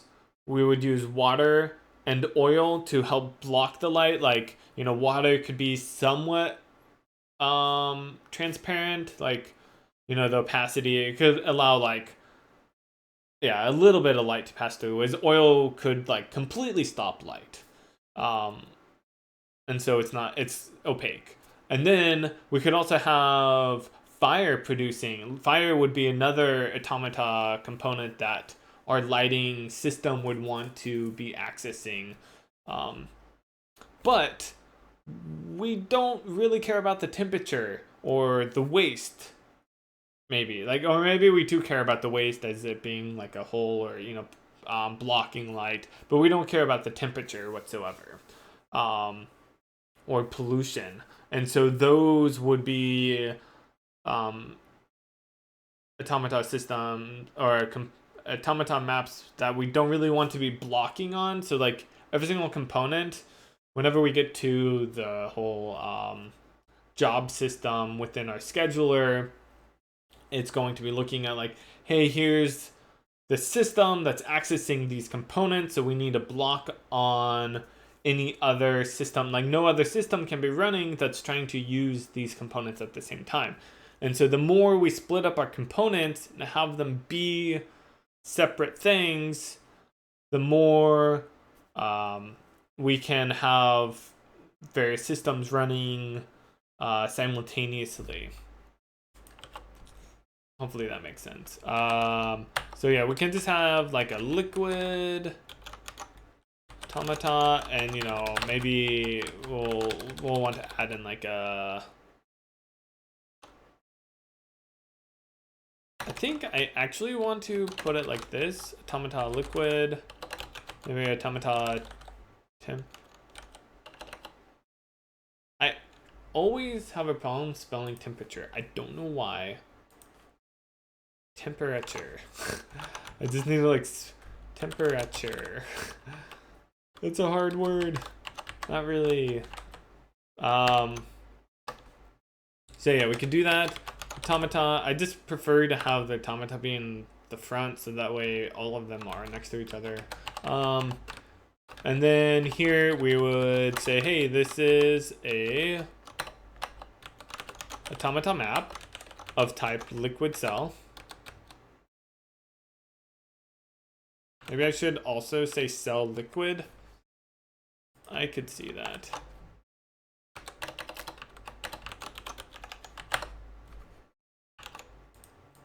And this would be, no, maybe just data. I don't know. I mean, we could call it whatever. And then we would also have another one in here that could be temperature. Struct temperature, or cell temperature.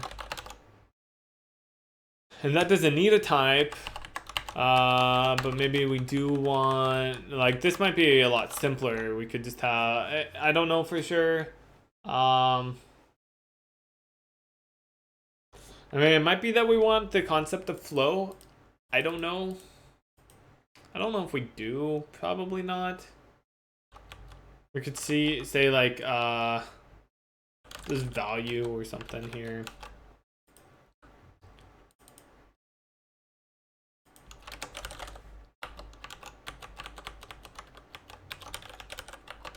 So we have our cell temperature automata. Whoops. Let's change these as well.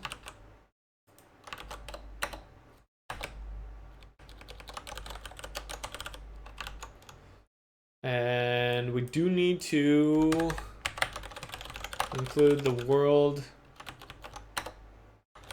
component. There we go.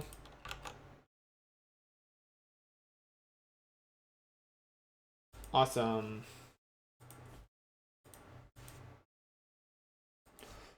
So with that, I think we then, like, one other thing we will need to do here. I believe it's in our game.cpp. Let's look for tile component, or tile component. Yeah, here we go, right here. We say get world. Oh, right.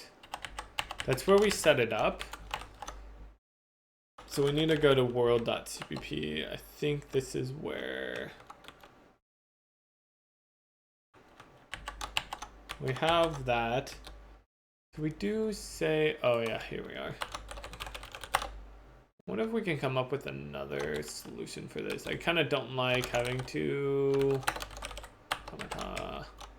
this will actually need to be, I think we need the HPP here. Yeah.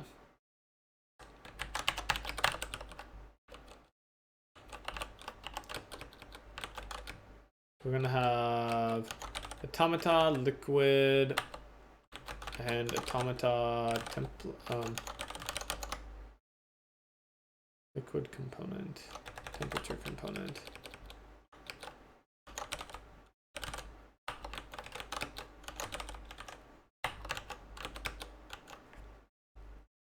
Yeah.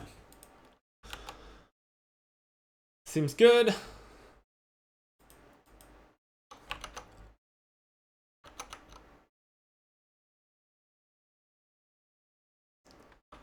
And then it might be like, we have this map here. Maybe what we really want to do is have a tile vector, which we can say is the world size, and initialize it to 200, 200. And so then we can just say, hey, this is the world size. What's world size.x? World size.y. So that way Oh, what's wrong with this?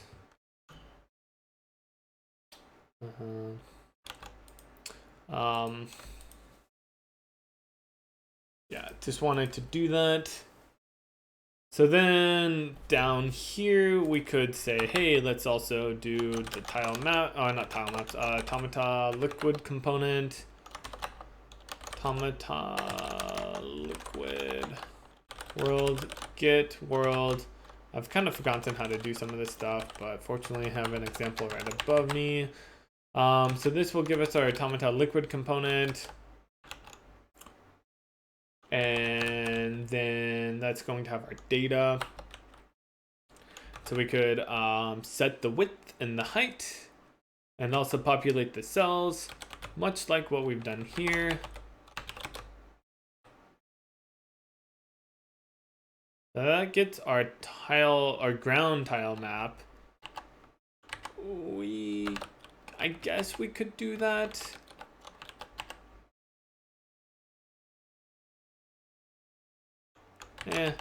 We could just do this.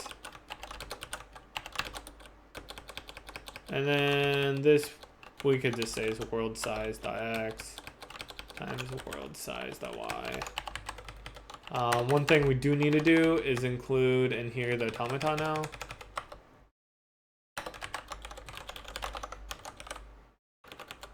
Come on.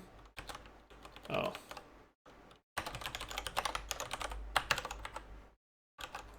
Just rely upon autocomplete for everything. Right, that's a pointer.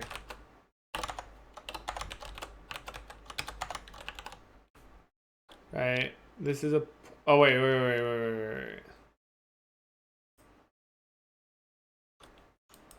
Maybe not. Why did I think that was a pointer? Oh. What am I doing? Okay, you guys did not see that.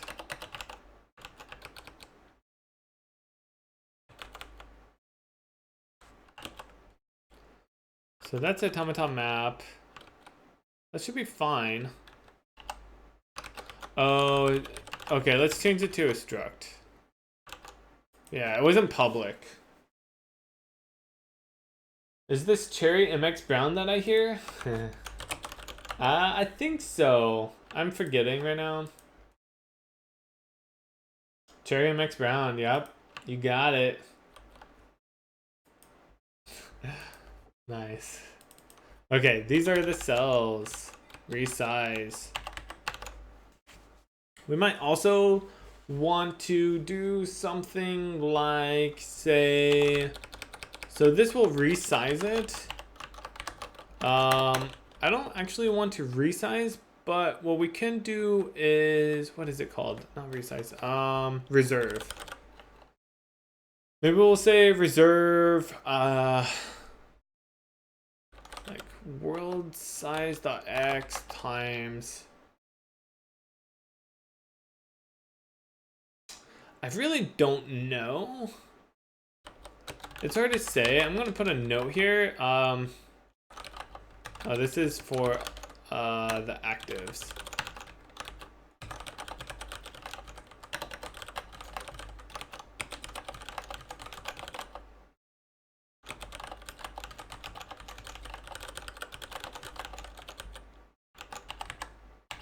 Yeah, it's just like, and it might not make too big of a difference here.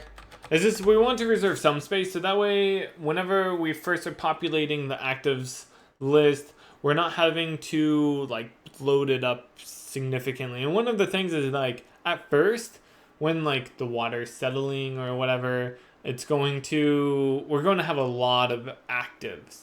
But then things will start to actually settle and we won't have so many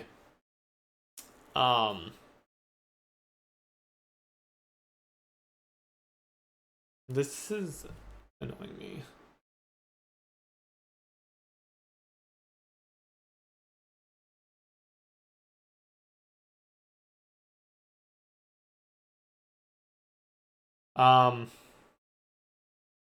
Is that an actual warning?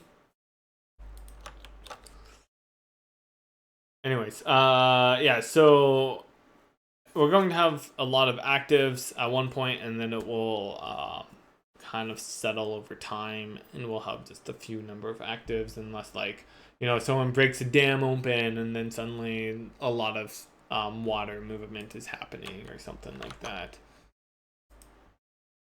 Where, you know, maybe there's an explosion and fire breaks out everywhere, or the temperature suddenly increases, you know, stuff like that.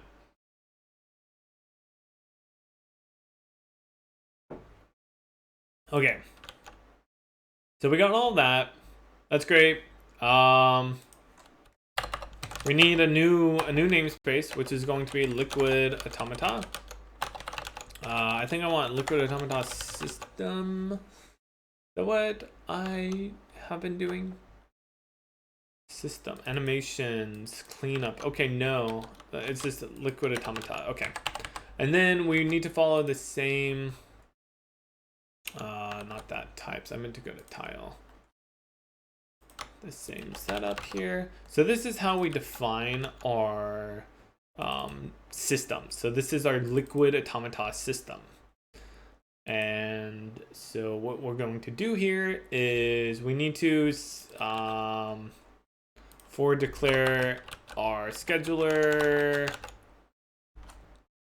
and I think world. So that way this doesn't get upset with us.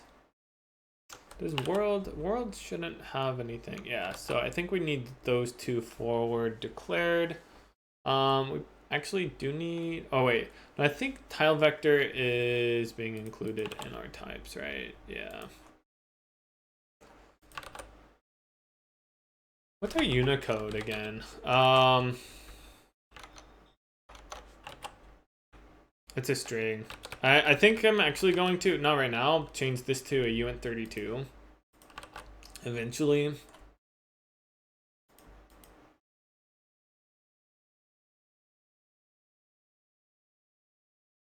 What's wrong with this? Namespace automata.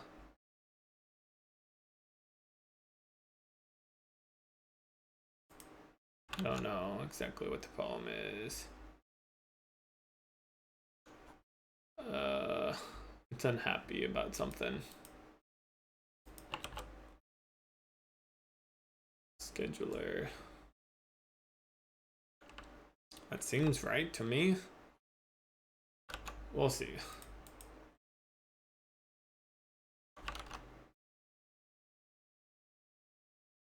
What am I missing? I don't know.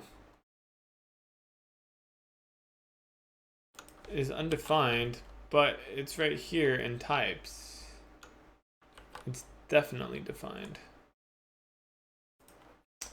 We'll compile in a minute and see. So this is going to go in the CPP file. We also need to go in our CPP file this cell liquid set function. So that goes here.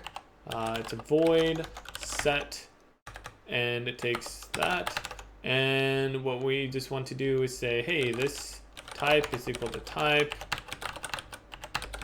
The quantity is equal to quantity. The flow is equal to the flow. And that's it. And then I don't know if right now we're not putting anything in this automata. We'll just say this is wait, did I want to really call this liquid automata? Let's call it automata liquid, just following along with everything else. Automata liquid. And so we're gonna have these 4 functions defined within here. So we'll just create some space, put the implementation, which is right now just empty. And some of these honestly might just always be empty. That tends to be the case. So then we want to do something like what we have done down here. So it's going to need to say, oh wait, where am I at? Here. So this will end up having more oops, right here, writes world. So what we do is we tell the scheduler, hey, we are going to be using this world component, and we want to write to it. So there's read access, where you're wanting to read it to it or read from it, and then there's read write access, which is the writes, and then there's like no access, whatever. And so this is just kind of right now, all this is doing is saying, hey, we are going to be using this component in our update function.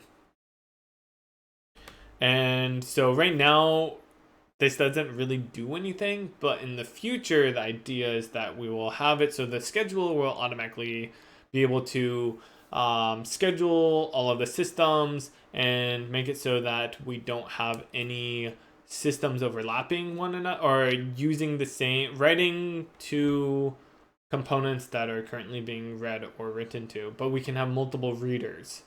So single writer, multiple readers. That's what we're going to allow. And that's how we are going to be doing all of our multi-threading. So all of the systems themselves don't have to do anything with multi-threading, except for just tell the scheduler, hey, this is or these are the components that I read or write from, or read from or write to.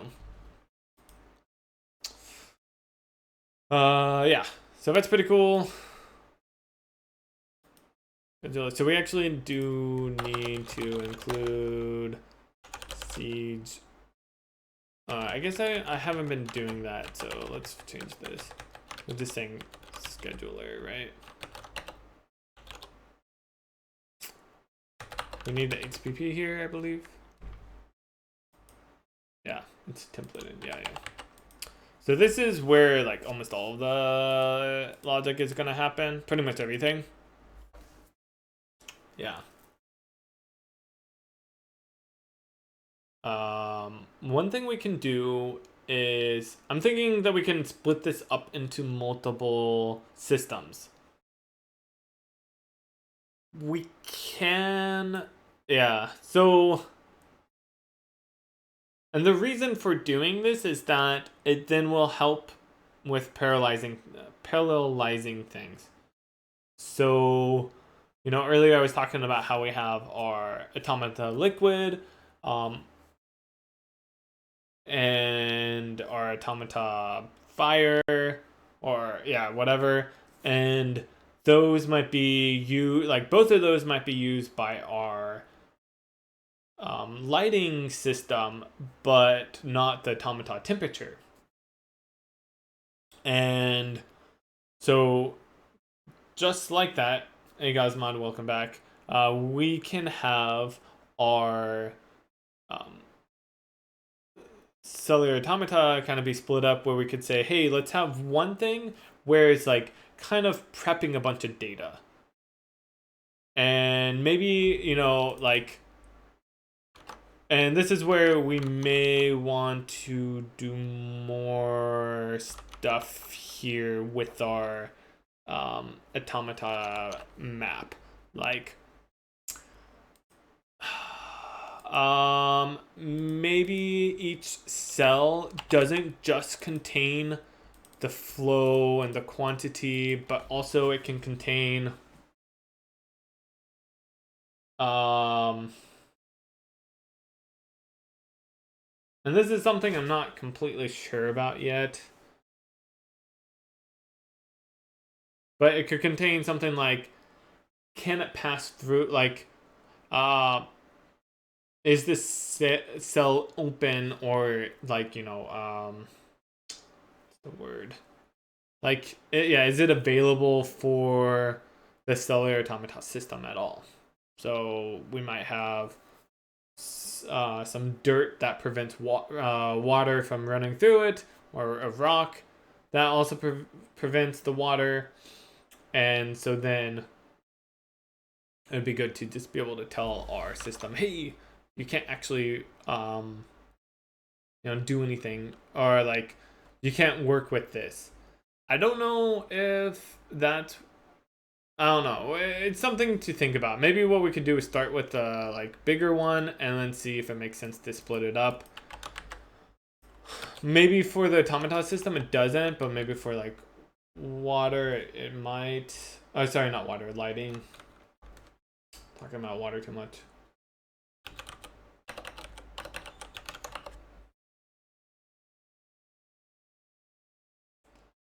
Hey, Matrix, welcome.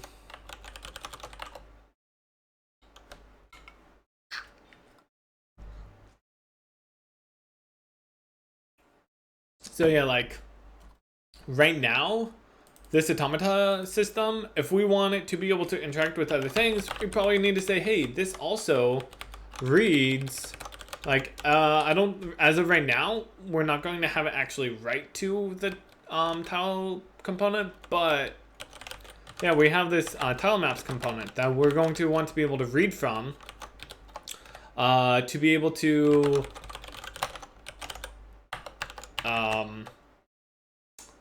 see if a tile is blocked by dirt or stone or whatever.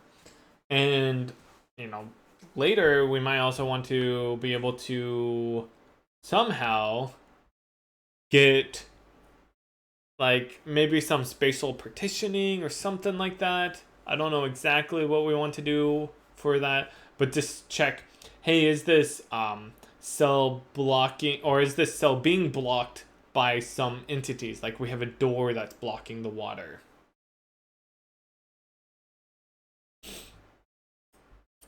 And so that could, you know, add some more complexity. And I'm going to make a note here.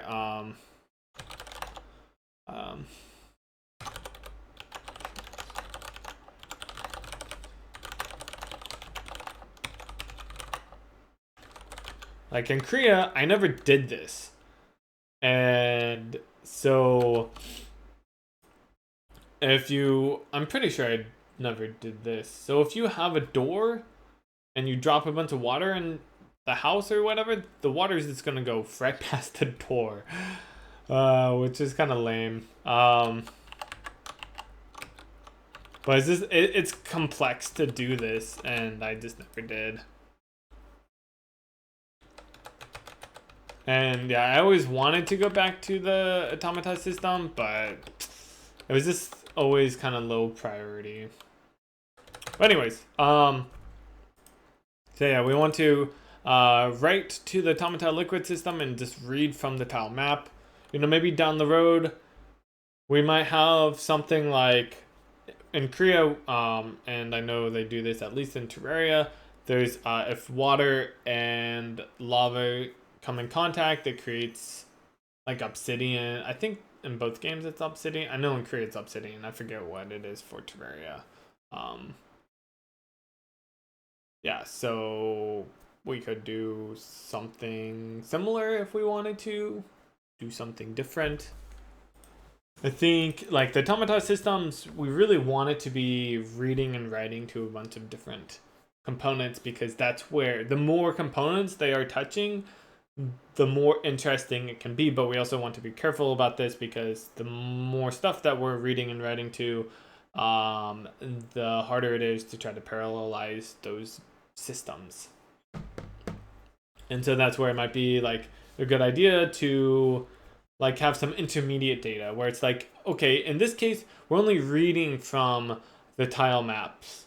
And then, so that way we can have multiple readers. So we can have a bunch of things reading from the tile map, because I imagine that is going to be something that we want to do often, is like, oh, we need to read from the tile map for the lighting and for the automata system and for the physics, you know, stuff like that. And then we could have another system. And then also in the system, we could write something temporarily, like maybe to the automata liquid component, where it's like, hey, these are tiles that should be changed to obsidian. And so we could just have a queued list of tiles in here, which is like queued. I'm not actually going to leave this here, but just saying queued obsidian tiles.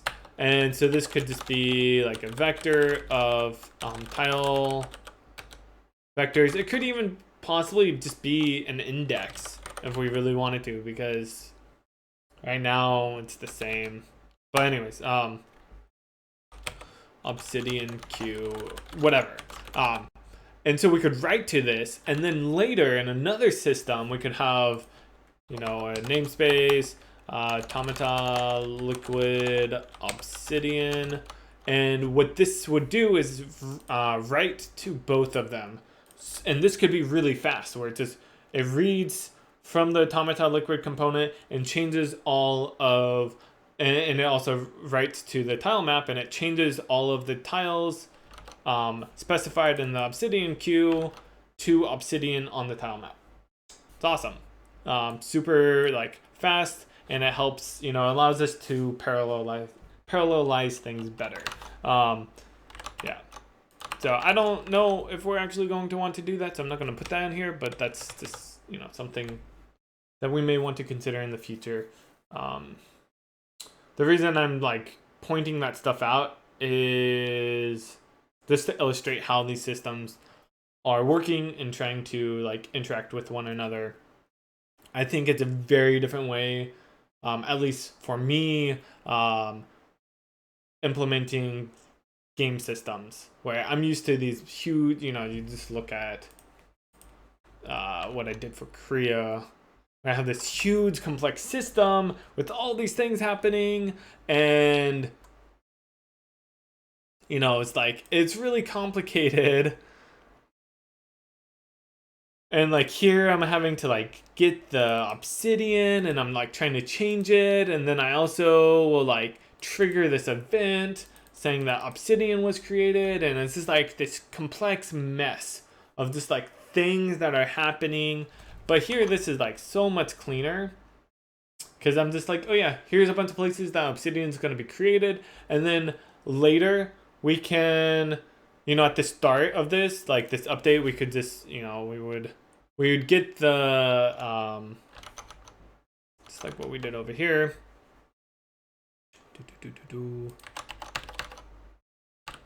We would get the Tomica liquid, and then we would have our oh wait, data. Here we probably will want to change this. Like maybe I'll say data, and then this is going to be what exactly?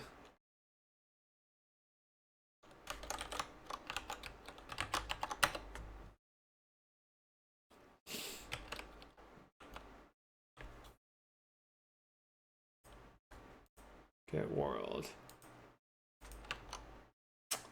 This is going to be our automata map, automata liquid. Oh no, cell liquid. That's technically what it is, right? So I do need to include world in here. HPP. So anyways, so what we would have here is, we would say like obsidian Q or whatever. We could clear it, and then, you know, do a bunch of stuff, and then we would add to obsidian Q, and then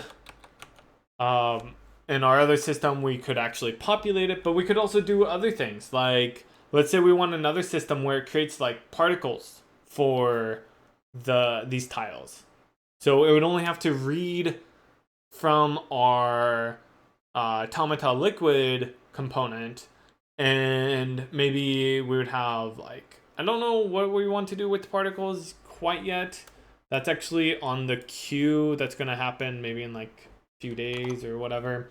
But yeah, we could have another thing where it's like, oh yeah, here's some particles for the, you know, the lava and water coming together and creating the liquid, or sorry, the obsidian, like smoke and whatnot. And I think that's cool. Like that's a much cleaner way to do that, because this is like very they're like disjoint, and it's just like we can easily add that, particle effect aspect onto this as just a new system, or maybe it would be part of the Obsidian queue or whatever, and we don't have to like immediately try to deal with that right here, which is what we had to do for Kriya, because like this is the only place that's being tracked, or we're not storing this data anywhere, so we had to like do this weird like call out into Python in the middle of all of this, and it's ugly, like, and this actually caused a lot of challenges with doing multi-threading for things, and I don't think I was able to actually completely do multi-threading because of this. Yeah, and this made things really complicated, much more so than what it needed to be. But anyways, I'm happy about this design. I think it's going to be much better.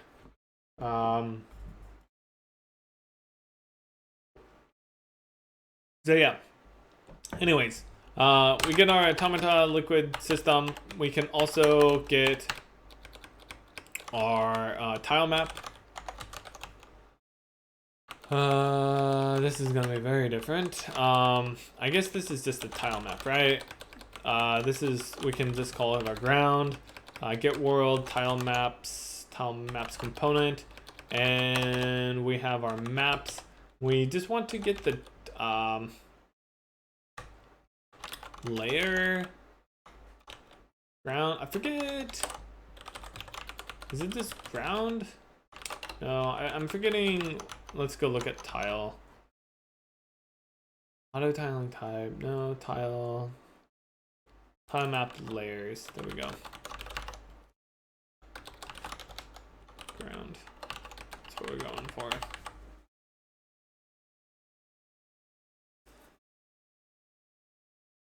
And yeah, so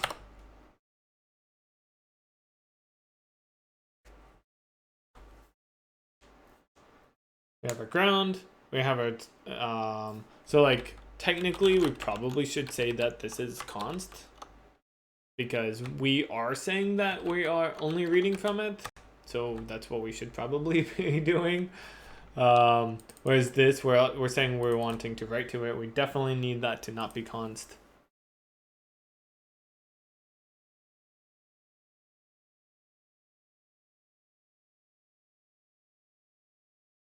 And yeah, so then we now need to figure this stuff out. And this is where things get a lot trickier. So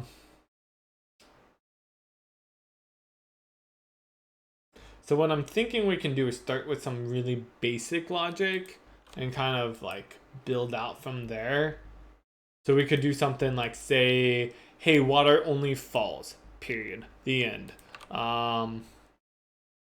And not worry about any of the other stuff. Yeah, this. We also have to worry about like it activating. Maybe we only activate the tile below it, and if the. Yeah, I don't know exactly how we want to do this yet. Thinking.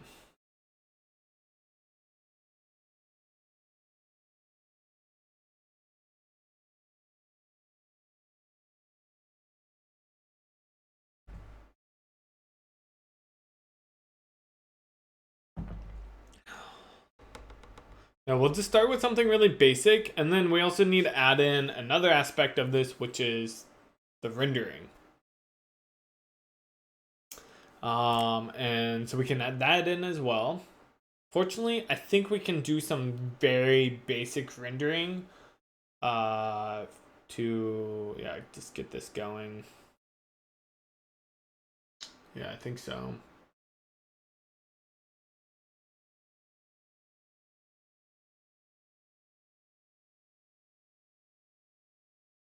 Hey Holden, welcome.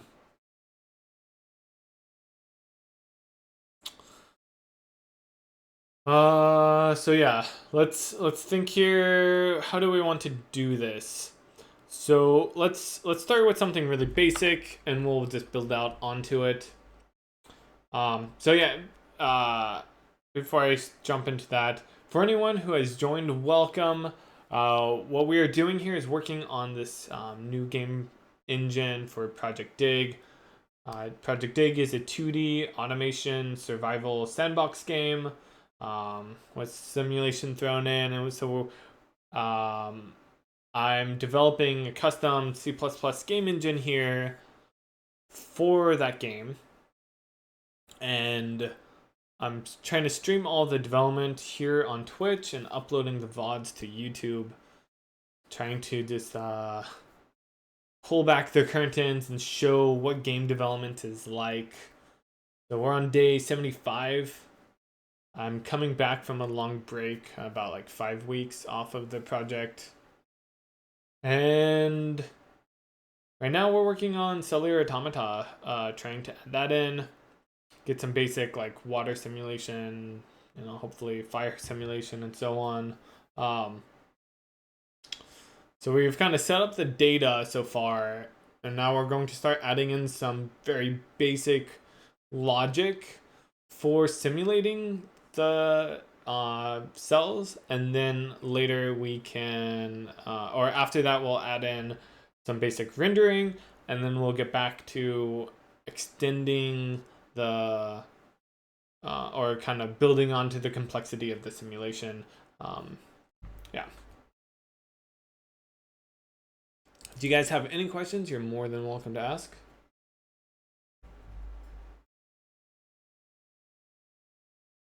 Hey Dalek, is it hard to learn C++ for someone who knows very good JavaScript and some basics of Python?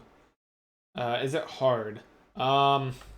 It's going to have more, like C++ is definitely a more complex language, so you are going to have to learn things, but I don't know if I would say it's hard. I don't know. It depends on, like, that's a very subjective thing, is what is hard.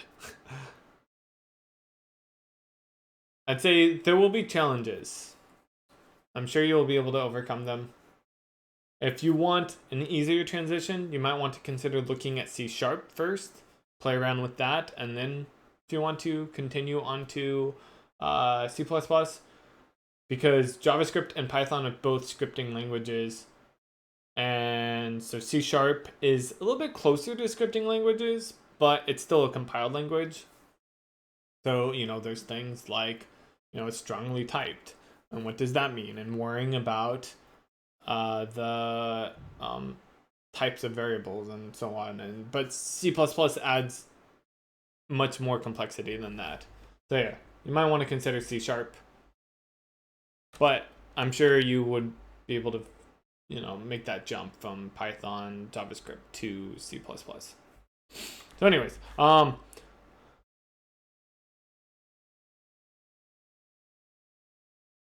so what we're going to do here is we're gonna start with this. We're gonna say, let's get all of the active cells, and let's copy them over into a new vector.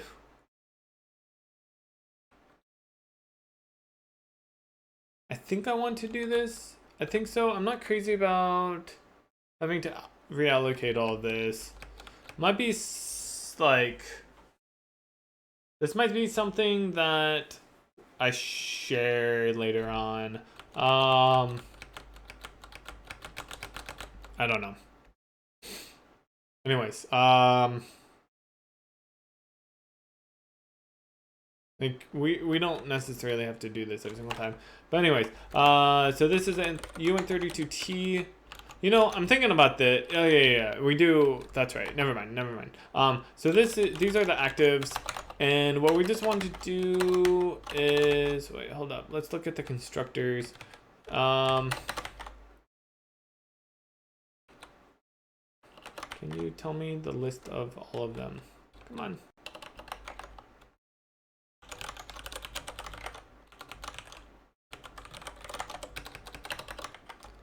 Here we go. I wanted to see, yeah, so we can just copy it I guess that's fine. Yeah, so we can just say, hey, let's make a copy of this, and then we want to sort this actives. No, I do that over here, right? Sorting. Yeah, here we go. I don't even know if we need to do any special thing here because I think it will just by default sort what we want. Just like this. So this is actives. Actives begin to actives end. And it will just sort that for us in place.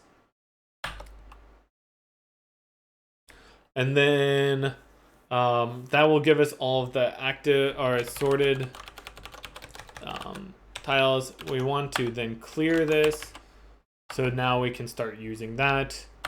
And then now what we want to do is iterate through every single active cell.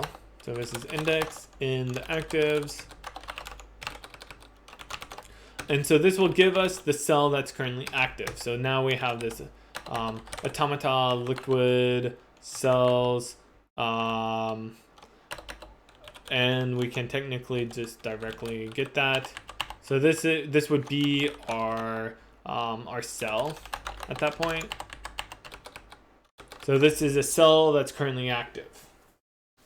So what we can do is then, right now, just to keep things really simple, we can then say, and so this is one thing I guess that kind of sucks is that I actually need to go back and figure out, actually, I guess that's not true. That's kind of not true. Is that, unfortunately, there is some bounds, but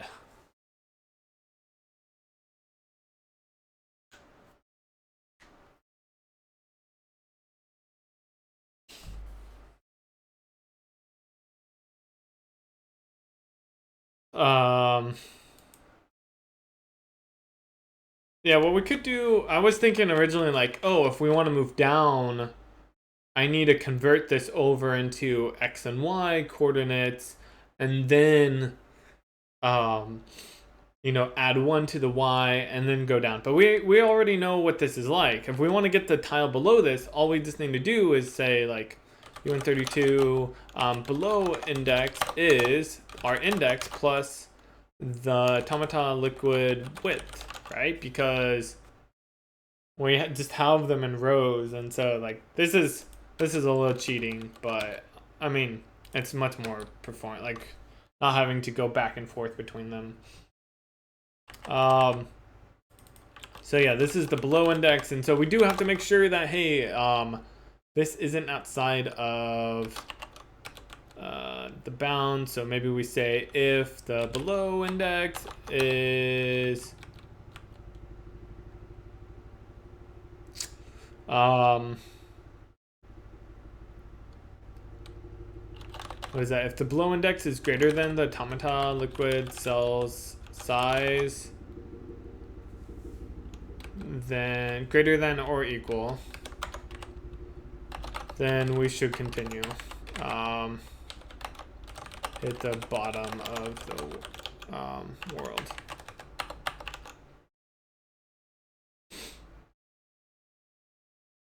And then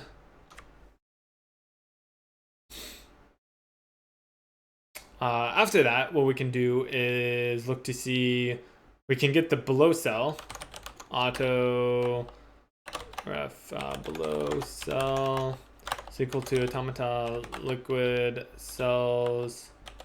And this is where I feel like I'm kind of cheating because technically I probably should, I don't know.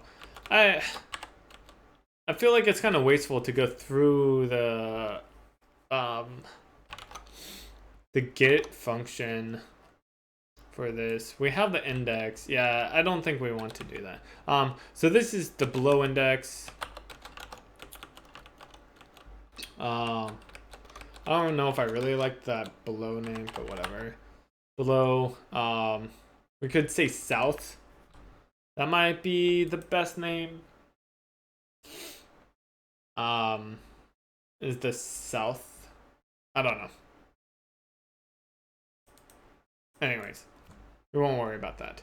And then what we can look at is check if the... Oh, I guess the first thing we really need to do is just look if this cell is for some reason empty. Then let's continue. Let's who cares? This is technically like the cell it's not alive anymore. Something happened to it. Consumed the liquid. Something consumed the liquid. It's gone. We'll just skip over it. So at this point, we know that the cell that we're looking at has some liquid in it. And so what we'll do is we will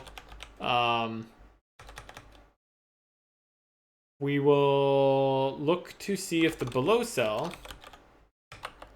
this is something I guess I need to figure out as well, which is like, what's the maximum quantity that a cell can have? Or the liquid can have. I don't know exactly, like, const expression.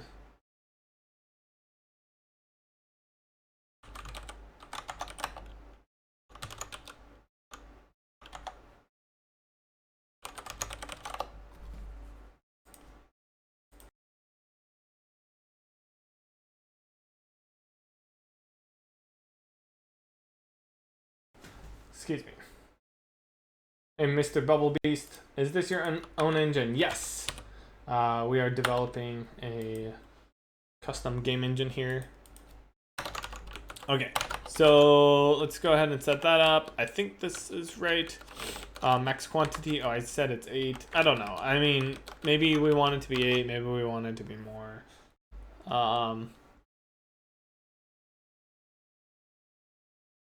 Yeah. Yeah, this is wrong. I'm missing something here. What's the best way to do that? So here I put that in here. Wait, why is that not valid?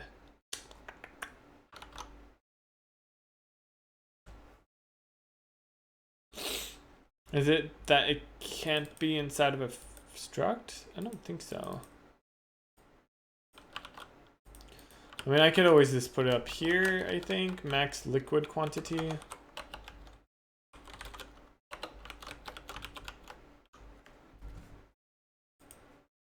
Are you working for someone? I'm not working for someone. I'm kind of starting to work with someone. He's not really working on projectDIG, but I have another game that I'm developing, Korea, that's been out for a while, and he's helping with that. So I am collaborating with someone, but not really on projectDIG.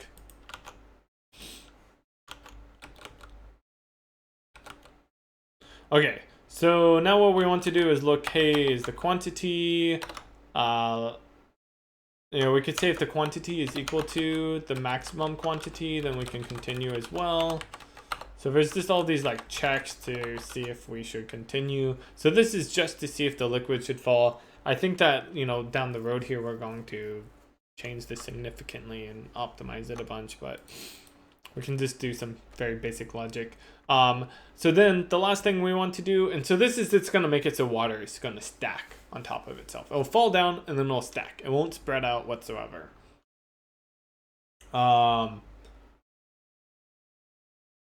We'll say, okay, if the, and what actually might make more sense to make this easier to extend later is to just say if the maximum quantity is less than if the quantity is less than the maximum quantity, then we can do stuff here. So that way we can just add logic below later. So what this will do is we just want to transfer some of that liquid over. Maybe we want to do all of it. What we could do is say that the cell, let's see, what's the best way to do that?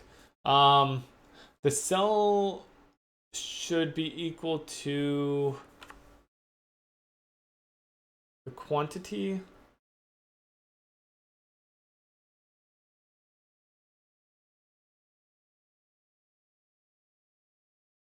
It's yeah, okay, sure. So I guess we want to bound that, right? So the cell quantity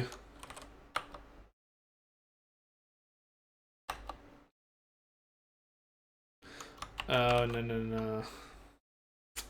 Do we really have to do it that way? I think we have to put it in a temp variable. Quantity is the cell quantity. I think we need to do this. And then we'll say the cell quantity is equal to, we need to say the maximum value between 0 and the max liquid quantity minus the, oh wait, oh we need to do, this needs to calculate how much is remaining. I think I'm doing this wrong. Hey Denbo, welcome. I'm pretty sure I'm doing this wrong. Below cell quantity. So what is this? So this will say, let's say that, you know, we have a cell, the max is 8. Let's say the cell below is 5. So then this is 3. We're going to set this to be, this is 3 and this is 0. But what if this was only 2? Right? I think I need to say, right, what I need to do is add this. That's my problem.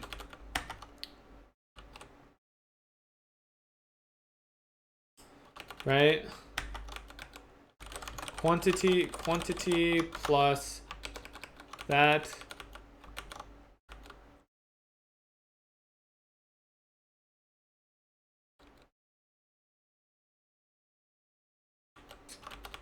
I think I got this flipped around, right?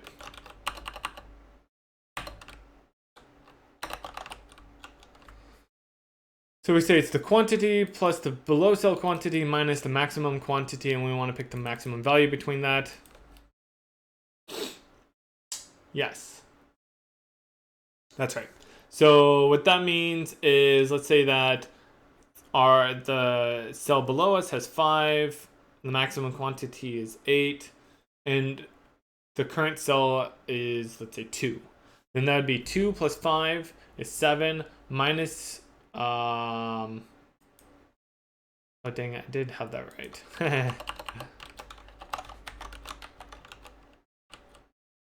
Right?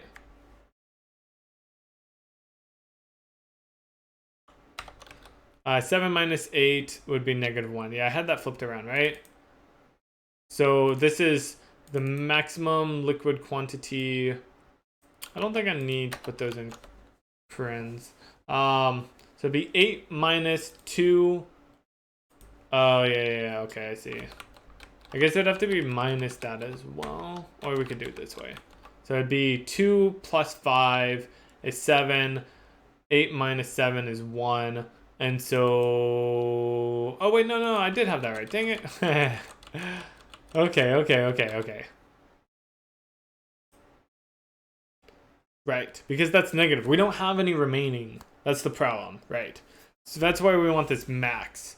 Is because we don't have any remaining in this case. So if we only have 2 in one cell, all of it flows down into the cell below it, putting it at 7. If we had 4, then this would be 4 plus 5, which is 9, minus 8.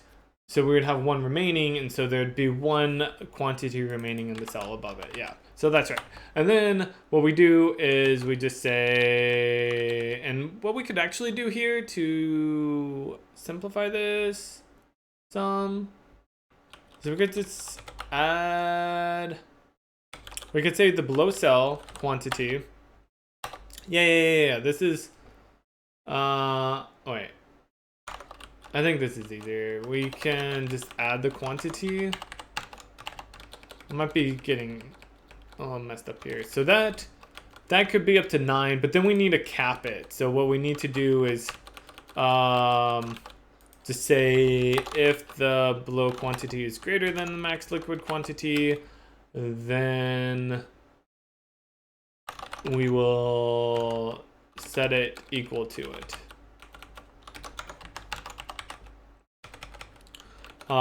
And this will properly, I guess we could say if it's greater than, right? Okay, this makes more sense. We're already doing that check. We don't need to do it multiple times. So the cell.quantity is equal to that. Otherwise, we don't have any remaining, so then the cell quantity should be 0. Yeah, there we go. That's much nicer. Yeah, in that case, we don't need to do this. Okay, cool. That makes things so much nicer.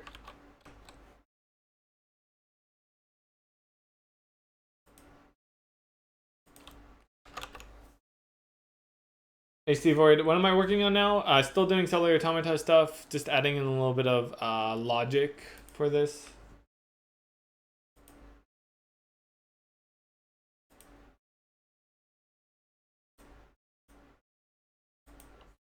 For simulating the liquid. So right now it's going to flow downwards. And I think that's all we need for that. So just to like quickly recap, what it's going to do is we first make sure that the cell that is active is or it has some quantity remaining in it. We make sure that the cell that we're checking below it doesn't go out of bounds. And then we get the cell below it. We then check to see if it's less than the maximum quantity, because if it is the maximum quantity, then we don't really need to do any of this. If I understand it correctly, is this for like lava and water to simulate how it flows? Yes, but we can also use it for like fire and temperature and pollution or whatever we want. But yeah, it's just a way to be able to simulate things. Yeah, that's right.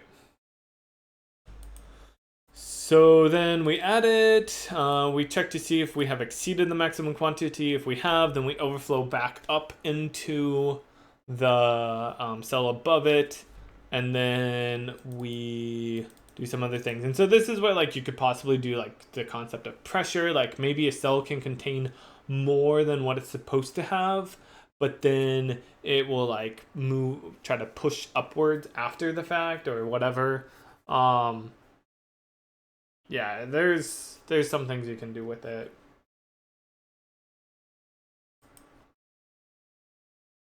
And so that could be used for like displacing things, where like maybe if you place down a block that's in the middle of water, what could happen is that the nearby cells that have water in them. So yeah, trying to explain this. It's a little complex. Let me open up GIMP. Whatever. I'll just try to illustrate this really quick. So let's say we have this. Let's make this here. This is a little map. We'll get some water.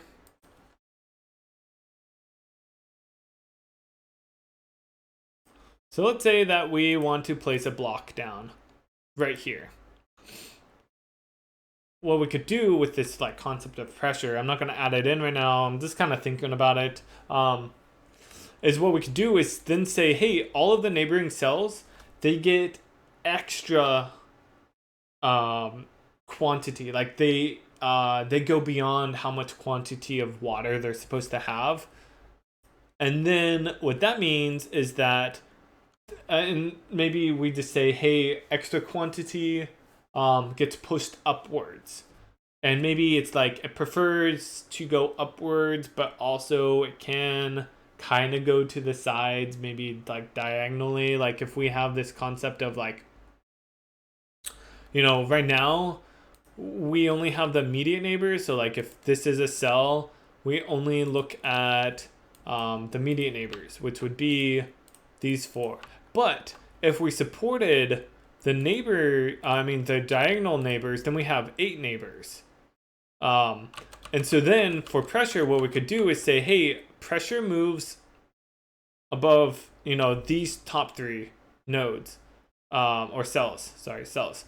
And so then it would move upwards. And so if we suddenly had a block that had a lot of pressure, it would move up to these, maybe prefer like putting most of the pressure into this one, but it could put a little into the side ones. And then that would propagate where it would move up to these. And so it would like kind of slowly expand outwards, you know, moving upwards. That was a mistake. Until, you know, it reaches the surface. And then as soon as it hits a cell that, you know, has less quantity than the maximum, that pressure is kind of relieved. So that's how we could make that work. And so down here, we would just say, okay, if you place the block right here, you know, this gets a little higher pressure. Maybe we could, you know, display that by making these be darker. And then what happens then is this will, you know, add some more pressure here, and this one will add some more pressure here, and this one will add some pressure up here, and it'll just kind of like keep going until it hits the surface, and then it'll kind of like, you know, even out. And so you'll see it kind of just like slowly, like by the time it reaches the surface, you would just see it like kind of, you know, make a little ripple, which is cool. Like that's how it should really be working, I think. So I think that like that's a cool way to add that in. Right now in Korea, all it does is it just like occupies the same space, which is not really what you want. Kind of not super interesting. Where did you go to college, and is it a good college? I went to school at San Jose State University. It was okay. Yeah, that was 10 years ago though. Yeah, I actually graduated just over 10 years now.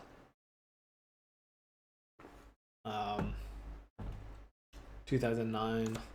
Dang, I'm old.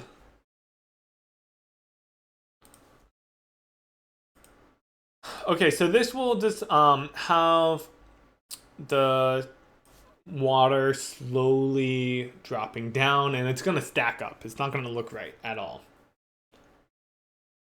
Am I good with machine learning? Nope. I have never done anything with machine learning. Yeah, not really. I did one AI class in college, but that was, like I said, over 10 years ago. So I'm pretty sure that's probably come a long way since then.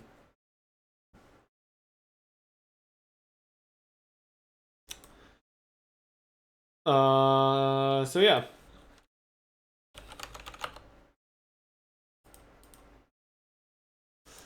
We got that. Now what we need to do is work on the rendering. We can add some like super basic rendering for this. Gonna be kind of nice. So we want something like this.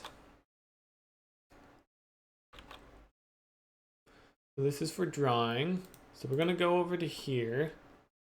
We're gonna say, hey, we want to draw. Unfortunately, we do need to. You know what we could do? I take that back.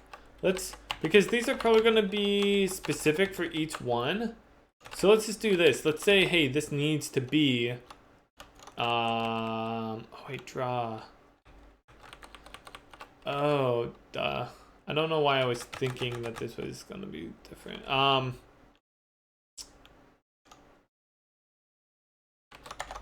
liquid. Let's do it like that. Yeah. Sorry, I don't know what I was talking about. Okay, so we're going to go over to here now. This is where we're gonna have our draw. So we do now need to say namespace, automata. We don't have to put this in another namespace. I don't know. I kind of like splitting everything up into different namespaces though. Is there some sort of gameplay already, or are you working on logical stuff at the moment? Asks Denbo. Just doing engine stuff right now. We're still pretty early in the development. We're on day 75.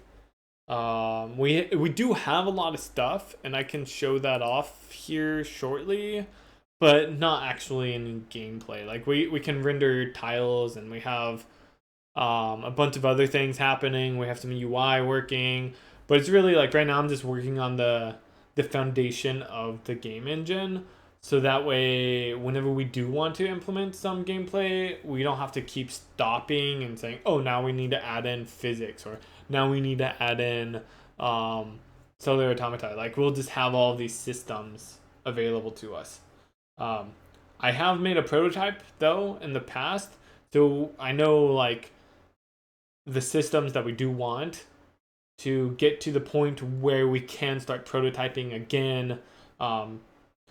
Because like the previous prototype was really just validating the core concept, the core idea for this game, and then now we're kind of working on this engine, and we'll start prototyping things. So that way, whenever we're prototyping this engine, we can have a foundation for a lot of the stuff that I know I want to do, and then and it will, since I'm developing it, I can kind of set the engine up to better support faster prototyping for the things that I do want to prototype. Hopefully that makes sense.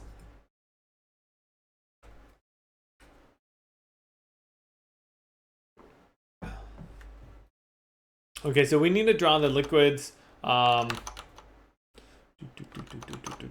So that's going to be, we need to include our render system here. We already have the world. This is the layer, and I'll go into how this is going to work in a moment. So here's our ground stuff.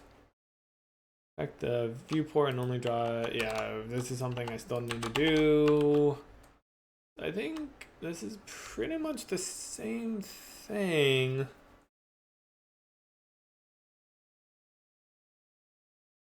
Yeah, this is complicated. We won't do this right now. We'll do like a really simple version. What do you think about the rule that functions should not have more than 2 arguments? I disagree with that.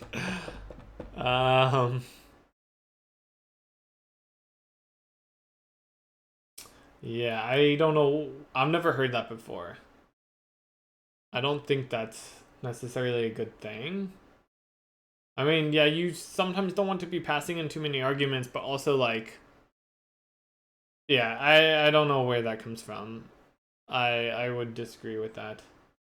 Yeah, no problem, Danbo. You're welcome to ask any questions. Anyone is welcome to.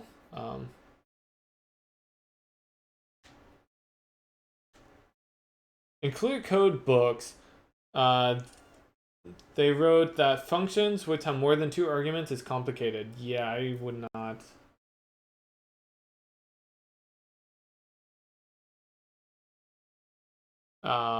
Agree with that. I mean, so I would say that, like, I could see where people are getting that, but that seems like a very rigid rule. Basically, you don't want functions to be too complicated, typically, but I think that they're like schools, and whenever people are teaching things, they try to simplify stuff as much as possible so that it's more like the bite size. But that's not necessarily always the best way to actually do things. Like, maybe that makes it easier for people to learn stuff. Like, oh yeah, let's keep this function really simple, so that way you know it's only doing this thing, and oh hey, we want to do this other thing, let's break that into another function, and yeah, but that ends up making it so that your code is very disjoint, and if you're trying to understand a chunk of code, You know, oh, let's look at this flow. Hey, I have to look through 30 different function calls because I only am passing in 2 per one, and so like I have to keep calling these or whatever. Like, or I don't want this to be doing too many things, but this is the only place that I'm using this code. So I just have it calling one function into the next function into the next function, which doesn't really make sense. Like, why would I want to have, like, you know, here where we get the cell and we are simulating it, right? We're simulating this automata cell here, this liquid, or yeah, liquid, I think it's cell liquid automata. Why would I want to put that into another function called like cell.simulate whenever this is the only place that we are doing that?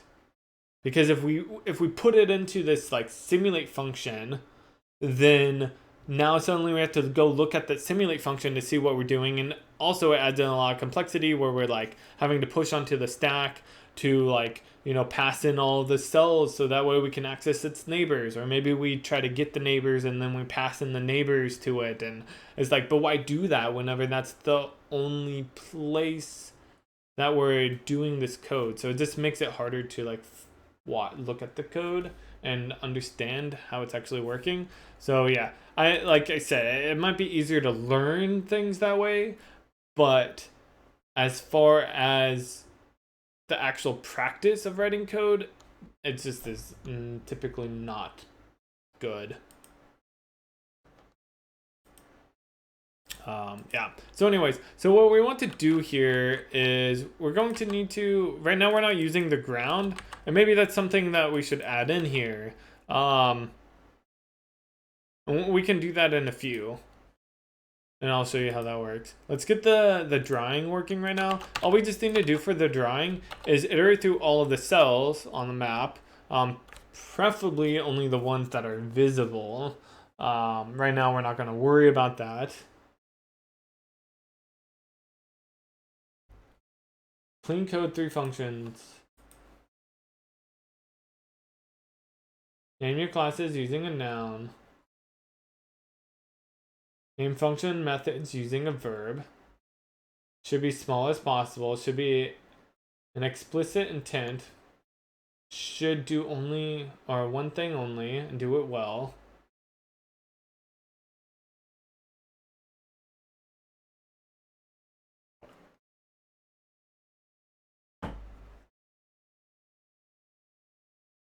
Don't use Boolean arguments. Use 2 function methods instead.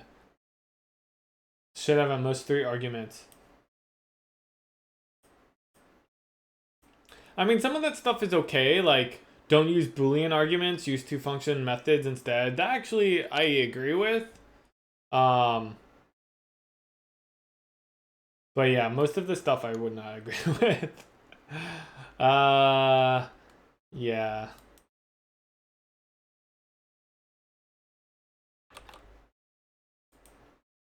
Or use enums. Yeah, enums are okay.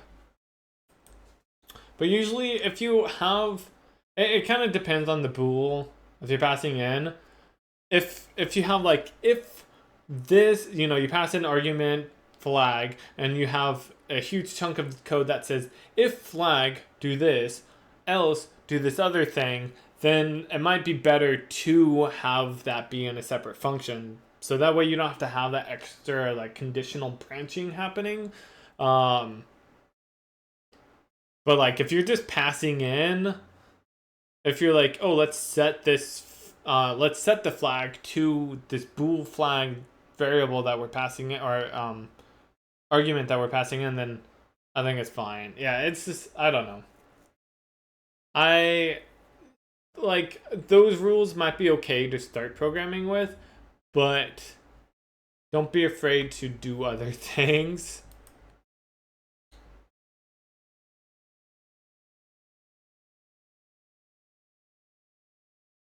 Yeah, I don't know. Like I was saying, that's a lot of that. Those rules seem to be going along with object-oriented programming, which again, is one of those things which is much easier to teach, but in practice isn't necessarily the best thing to do always.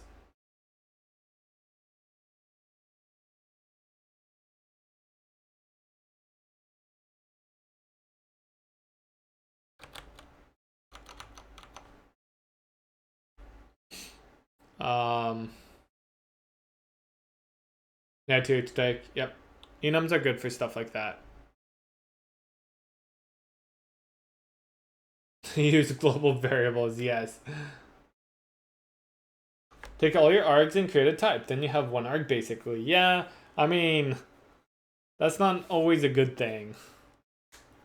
Now you have a bunch of types to manage. Yeah, exactly. It's like, I mean, sometimes that might be a good idea, but not always.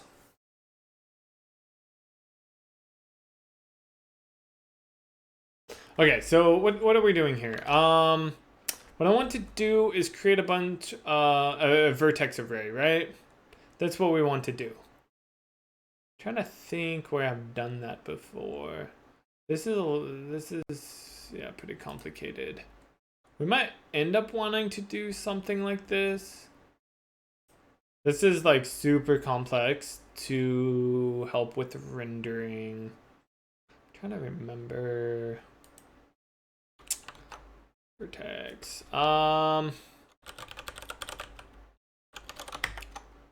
Draw. We should have a vertex array, right? Yeah, here we go. Vertex array. Vertices. I guess I should probably vertex array vertices offset. I don't think we need an offset. So what we need to do is populate the vertices. So vertices, we pinned. Can I not set a color on it? I can. Great.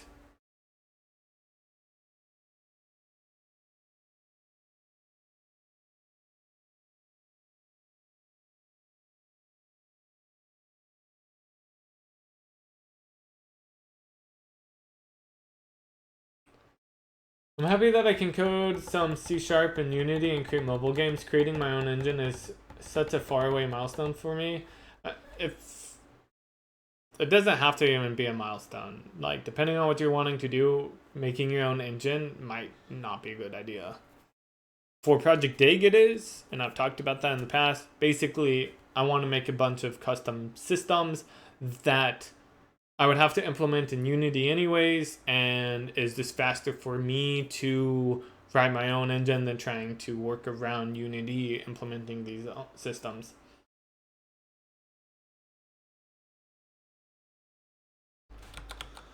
Okay, so what this is, so what we want to do right now, we can do this like super cheap, which is say, hey, let's iterate through every single cell. This is cell liquid. This is not the best way to do this. In our automata liquid cells, and we'll just say, hey, if the liquid has a quantity greater than 0, then what we'll do is we will, oh, and this is true, is that I kind of need to know the offset. So this actually is not going to work. That's okay though. We'll do it this way. We'll say, because I don't know the index. We need to get the index. So we can fix this though. What's index?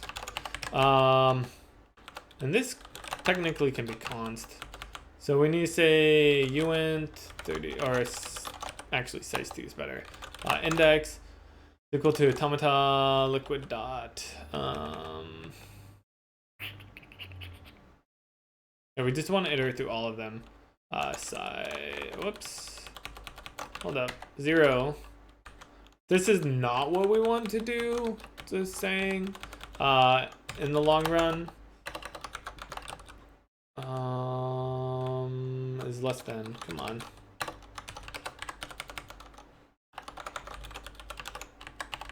What we'll want to do is actually only, and I'll write this down, is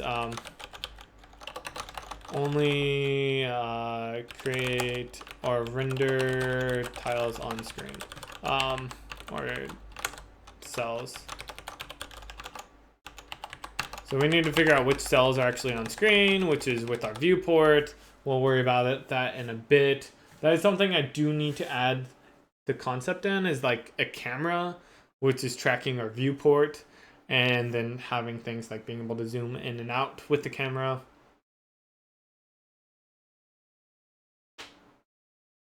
If you have some variables that need to be accessed by multiple functions and also in succession, would you use a global variable? Typically I would stay away from global variables. I have been using them a little bit more here in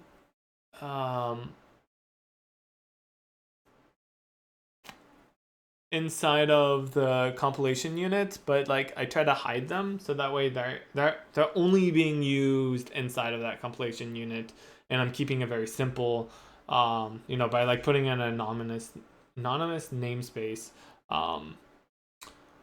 so that way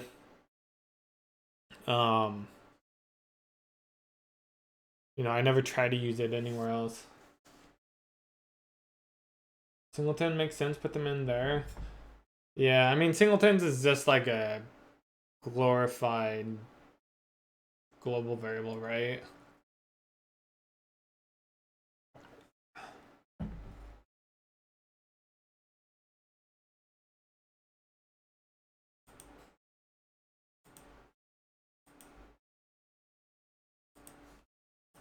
Okay, so yeah, we need to get the cell. Let's change that to cell. Why won't it let me rename? So the reason we need to do this is because I want to. We need to have this pixel rect, and that's going to be something. And then we have this texture rect. Oh, that's right. Why can't I have this be nothing? I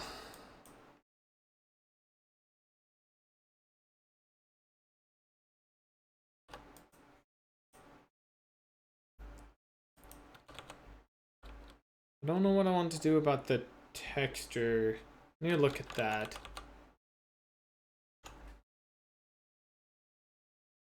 I mean, I guess I can just use like water texture for now or something. I mean, it'll just be like a blue square. I want to just draw. I'm trying to remember how to do this. I think I just draw a square. Maybe not.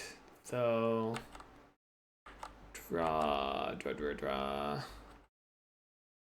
and fill it in. Maybe not.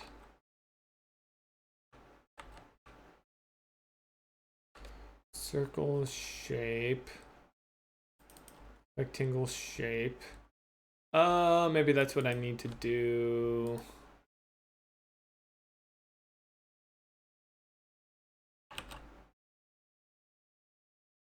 Rectangle shape. Yes. That's what I want. Okay, I kind of... Right? I mean, this ends up being mostly the same thing. Right? It ends up batching it all together. Okay, yeah, so here's what we want to do. We're gonna have a yeah, it will batch it all together. Okay, yeah, we'll do it this way for now at least.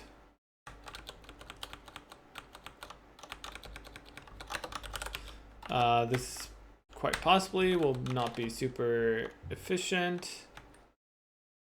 Area, color. Okay, that's what we're going to want to start with, is area and color.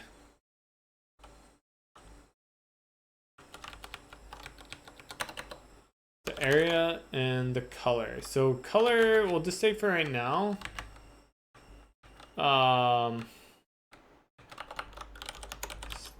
Whoops, static.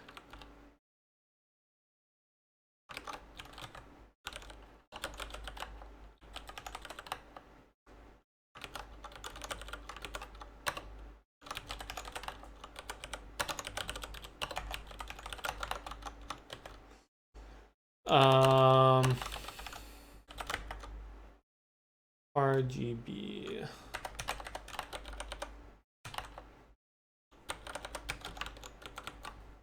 Right now I'll just say it's full opacity.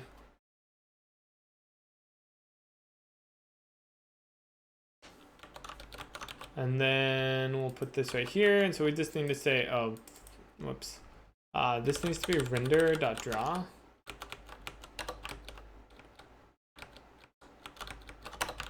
And so then we just need to say, what is the area?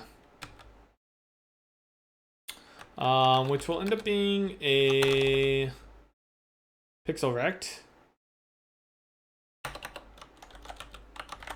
of the width is always going to be, right now I'm just gonna hard code this. Oh wait, no, we have sizes, right? Tile, right. And this will be the height. Right now I'm saying, oh, you know what we should do? This will simplify things. If we go up here and we say max liquid is 16, then that's, or we could do this, sizes, tile. Then it's 1-to-1 for pixels. And then what do we want to do? We're going to say that's the height, and this is going to be the we might just put X and Y here. So we're going to have these different values. X X is going to be, I think it's divided. No. Mod. Nice. Are you wanting me to try? Yeah. No. It's good. Kelly is trying some decaf coffee.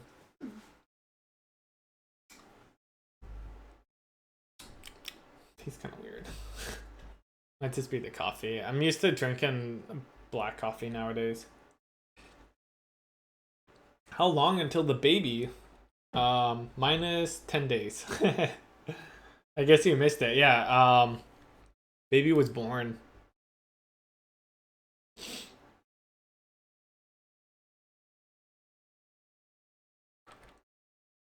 I brought her on the stream maybe like 5 days ago.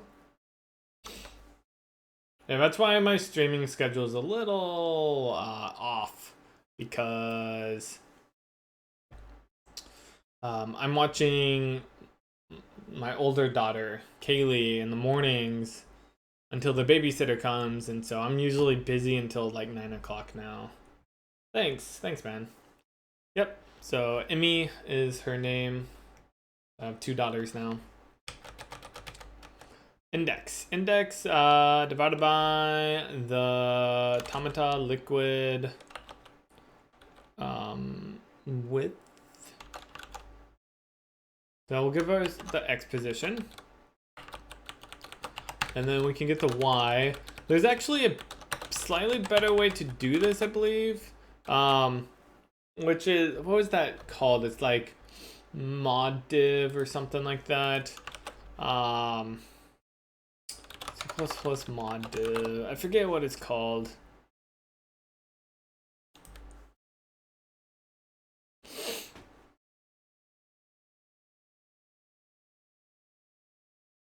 Likely use the result of the division.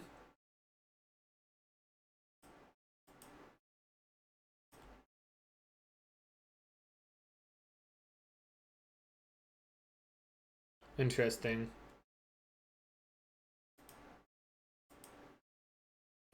So I was thinking of this. That's interesting though, that will just work. I mean, we can try that. That's cool. It might work this in both directions. But anyways, so then we also want the height. So the height is going to be, whoops,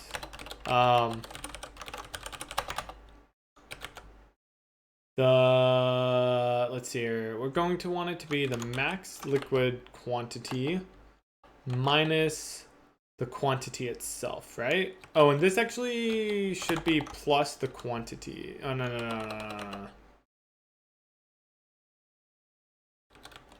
Oh, sorry. I got that a little mixed up. This should be that plus the quantity. I don't think we need to do that. Plus the quantity minus. Sorry, the maximum quantity. Yes. Minus the cell quantity. The high is the cell quantity. So that basically will just make it so that if we have, let's just say that, you know, this is our cell is right now, let's just say it's 4x4. So we're kind of changing things up here. Instead of 16x16, it's 4x4. So let's say, so the maximum quantity is 4, but it's only like filled to 3. Then what we just do is we add 1 down. So that's basically what this is 4 minus 3 would be 1. So we add 1, so it moves down. And then the height is the quantity, which is, oh, whoops, I had more. Can't count. So that would be 3 remaining. So that's the height, is the quantity. So we actually don't need that there. So there's the X and Y values. I'm actually gonna move this up here. And yeah, and so that will just draw that rectangle shape, and that's it. Let's see if this compiles. We can, it might work. Oh wait, we are missing one thing, which is I need to add in the rendering for this. So let's go to game.cpp. So where are we adding in the render? Oh, I forgot a few things here. Okay, we forgot to do this stuff in here. So automata liquid schedule update initialize shutdown of that. Should that math equation be put into a function? Why?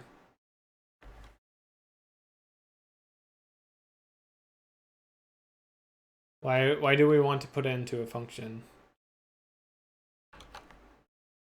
You're talking about this right here? Okay, so now we're going to do that. That's good.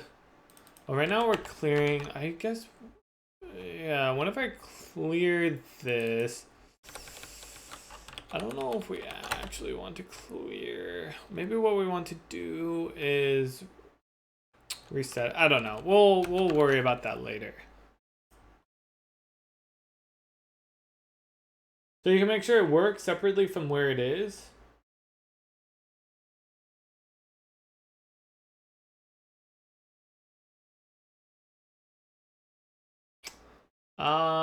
I mean, yeah, unit testing is good, and we do have some unit testing that has been done before, and I need to add more in.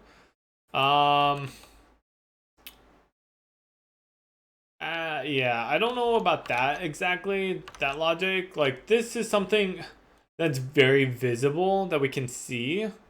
For some other things, though, I definitely agree. Like, maybe and that could be one of the reasons why we would want to like move this code out into its own function or something for more like make it easier, maybe make it easier to simulate, or maybe not. Like we could always set up this world to be able to like test these things out. Are you using something like this?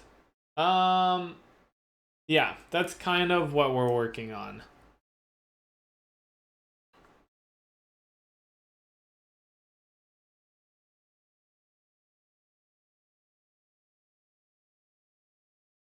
Yeah.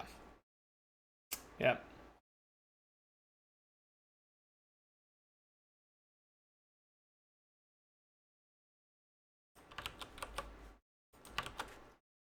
Yeah.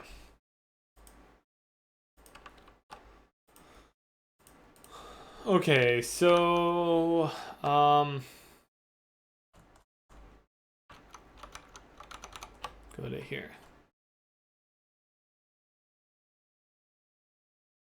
Where do we render the tile?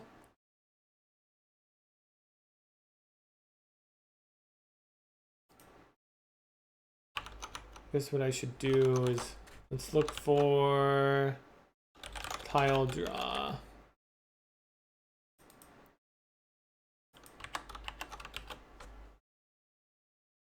Okay, is this right there? For now, we'll do this as well. I think we'll want to change this automata draw. Get camera viewport. Yeah. Push back.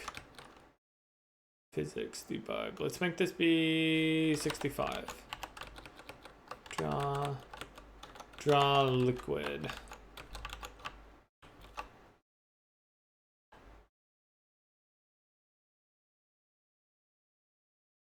Okay, let's see if all of this compiles.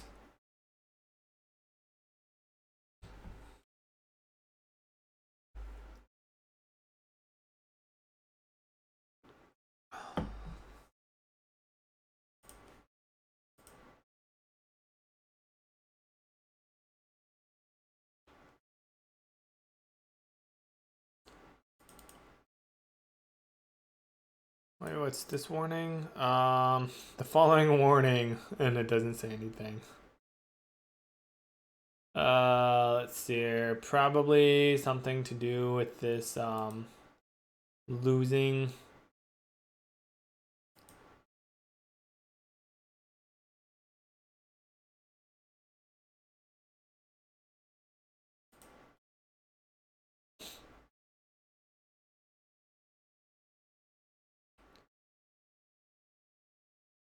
We'll wait until it finishes everything else.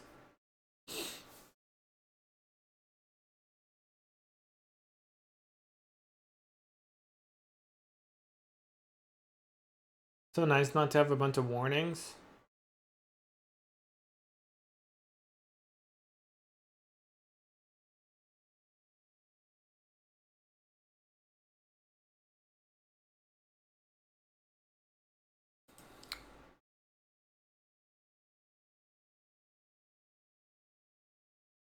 So if you guys have any questions, you're more than welcome to ask. We'll probably be wrapping up here before too long. I'm hoping that we can get like this rendering and we can see like just the basics of it, and then we could work on adding in more complexity tomorrow. I do have a chiropractor appointment tomorrow at 9:20, so I'll probably be starting at like 10 o'clock again tomorrow. Yeah, I know my schedule right now says I start at 8. I think I just need to change that because I don't think I'm ever going to be able to start at 8 again, at least for a while.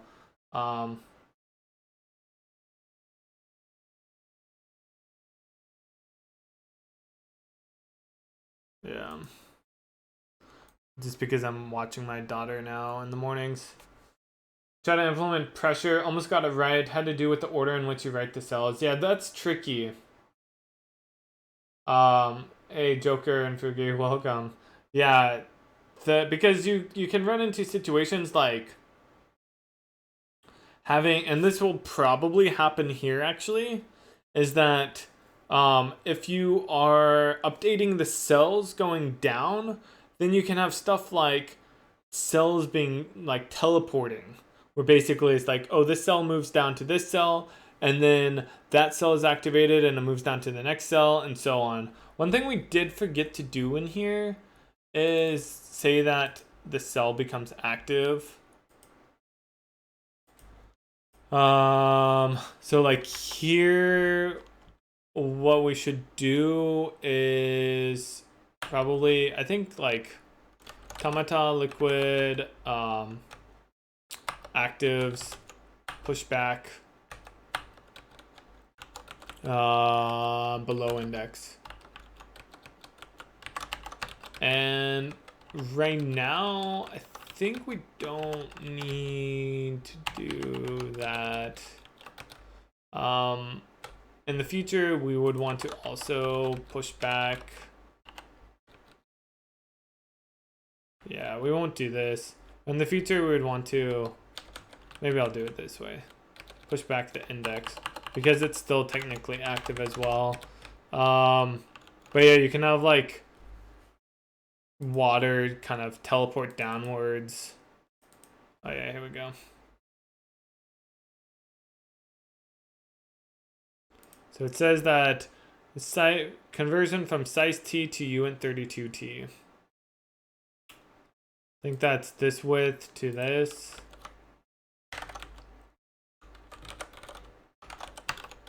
That should resolve that issue. Should be fine. So this adds onto the list of actives. There's something else I was thinking of, right? I forget.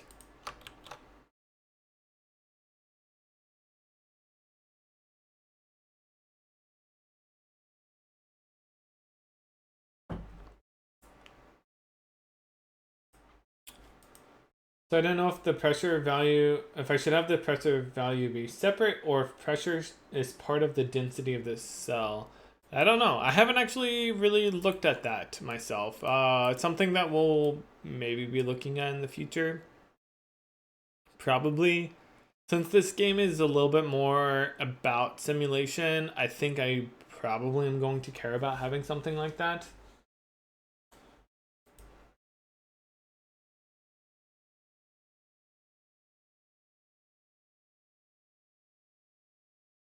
Okay.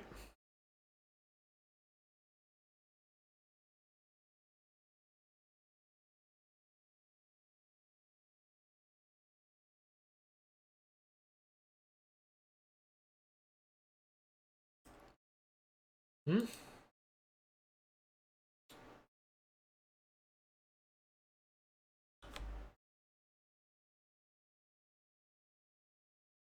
Uh-oh.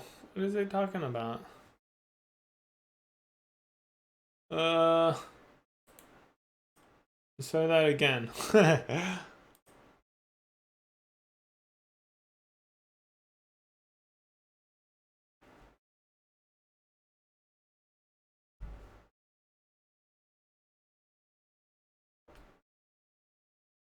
The compiler is failing.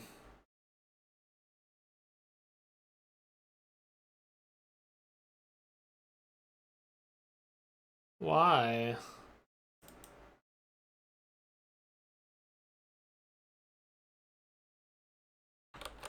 Oh, why?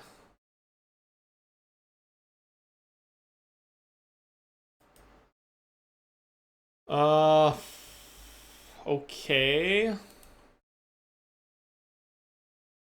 I have no idea what's wrong.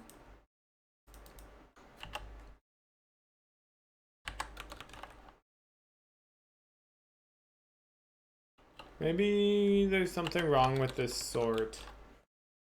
Line 881? Yeah, but that's over in somewhere else. That's in their stuff. Compiler file. That's not my code. That's the compiler code.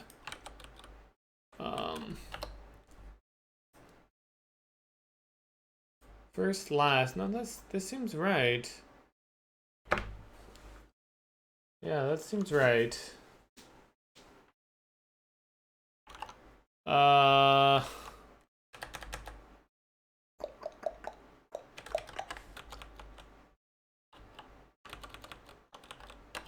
Maybe the way that this is being constructed, it doesn't like it.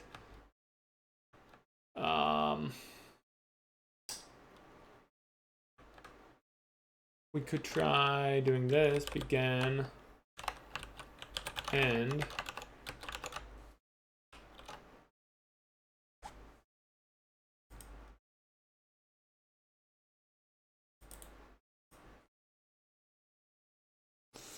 I'll try closing the program if this doesn't work.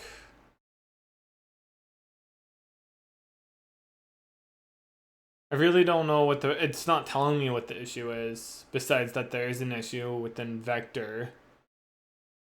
It might be that, like, the compilation is bad. I don't know. Now it's in a different line. Okay, let's close Visual Studio completely.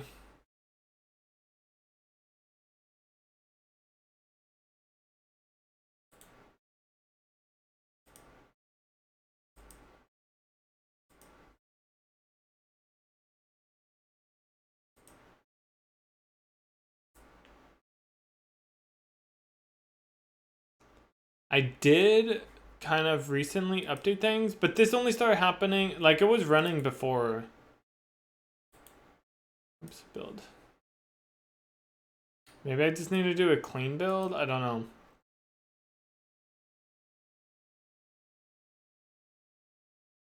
Hopefully this works. I don't know really what else I can do. Dang. Okay, let's look this up. See if anyone has mentioned this on Stack Overflow.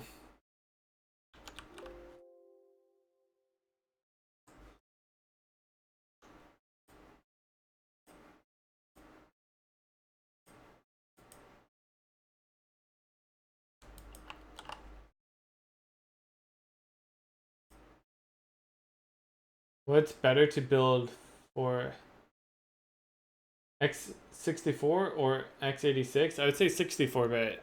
32-bit's not that useful anymore.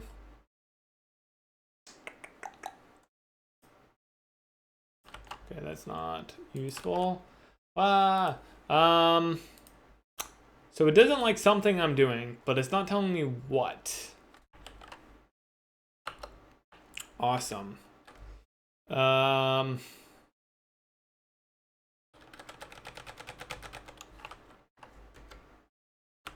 include vector in here, right? No? Oh, maybe this is the problem. I mean, I don't think so, but we could, just to be safe, say vector.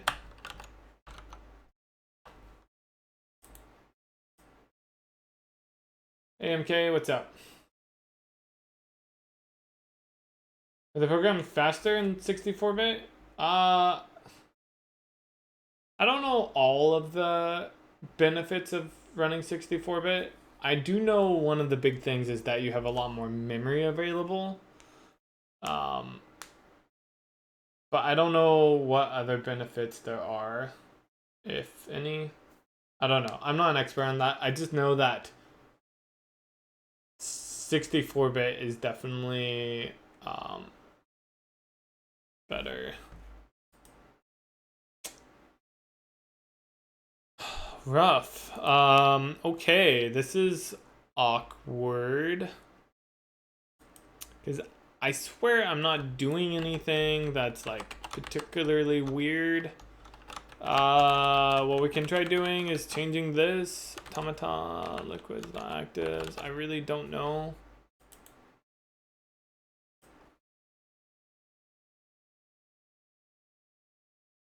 But, yeah, programs are using more and more memory. Like, typically there's a trade-off between memory and speed. And memory is becoming more and more plentiful And if you're on 32-bit, then you're limited to like, I think 1.6 gigs or something like that. Whereas if you're 30 or 64-bit, you can use any amount of memory.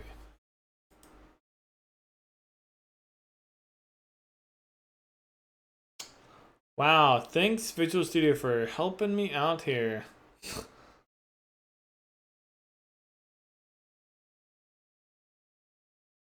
Maybe print out the vector? It's not even compiling though. I mean, it's compiling, it's not being able to link things. I don't know why though. So we have a vector here and a vector here. That should be fine. Like, there's nothing weird about this.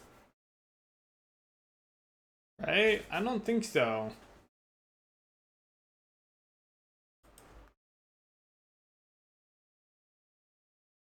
I mean, we just did more or less a clean build.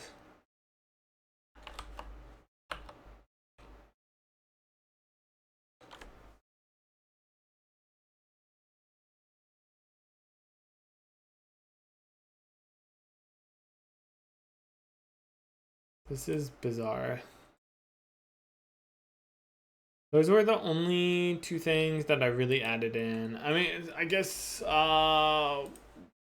like, this is dumb, but we can try commenting out all of this. We don't actually do anything.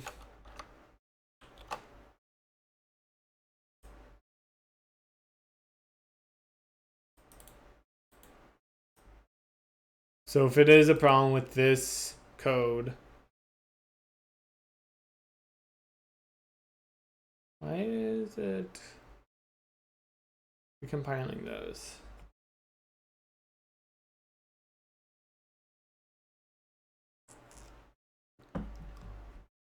Should have been recompiling Automata. Oh, never mind. That's right. I compiled it beforehand. Yeah, still running into an issue. I know I also did some stuff here. This is pushing back onto a vector. We could try commenting that code out. I don't see what's wrong with this stuff. I guess I should just comment it out. There's some other places where we're accessing vectors. Yeah, what's the keyboard that I use? There you go. This is like the compiler not telling me anything. It's like, there's a problem. Figure it out. Good luck.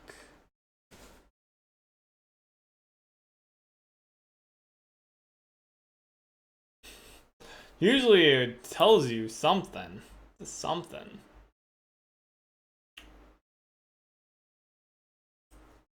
Okay. So I could always dash all of the changes I have made. Because I know it was working before.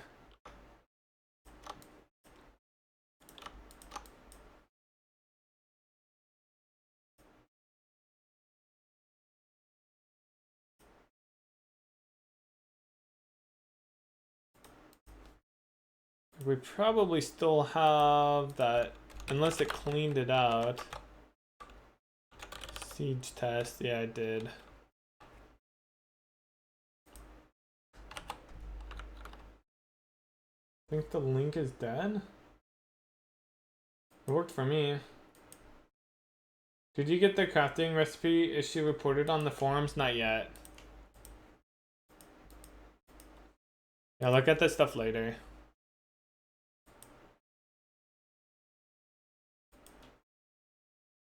This keyboard looks fun, yes. Okay, I guess we'll do this, which is dumb.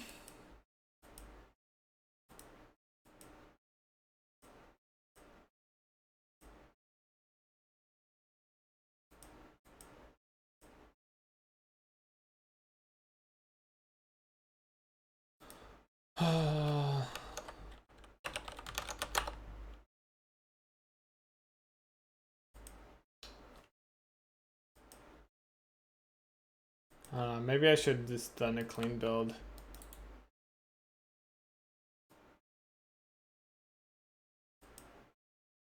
We'll recompile it. So if you guys have any questions, you're more than welcome to ask. Now is probably a pretty good time. Definitely a good time.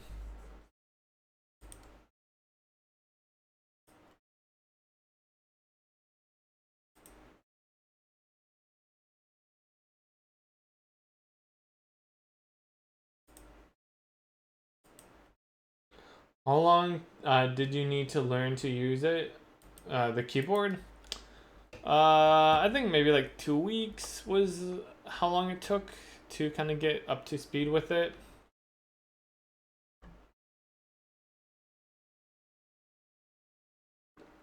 Genos, you could always search for Kinesis Advantage too.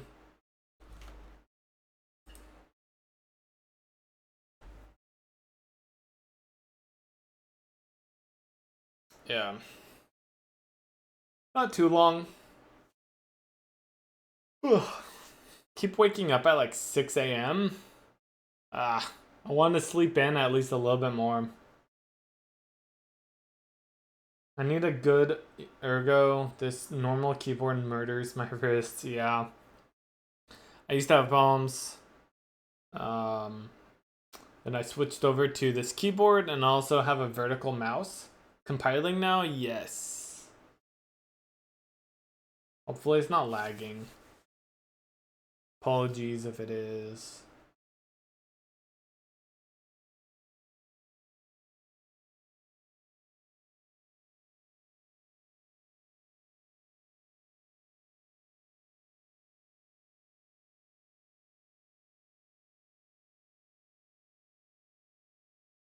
So we're just gonna see if this compiles. If it doesn't compile, then I don't know. Maybe I'll like restart my computer or something. I don't know. It worked earlier. So it might be like the compiler got into some weird funky state and I just need to restart. I don't know why. Hopefully, yeah, I don't know. Like at first I was thinking, oh, maybe I did update to a newer preview earlier. But like Visual Studio preview, but I compiled today on stream and I showed it off. Maybe the compiler needs to be recompiled, yes.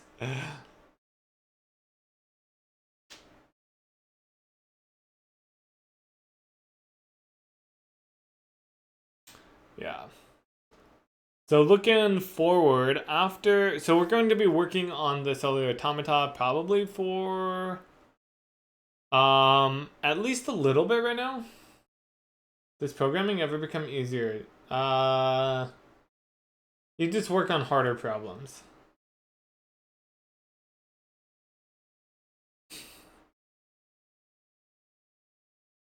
It's like maybe riding a bike or something like that. You know, at first you have to focus a lot on keeping your balance, but after a while, you know, you're good.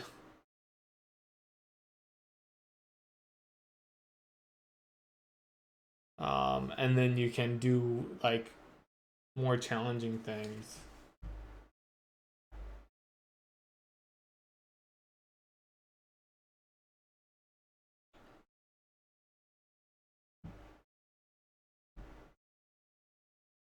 Okay, here we go. Almost done with that. It looks like it's gonna work.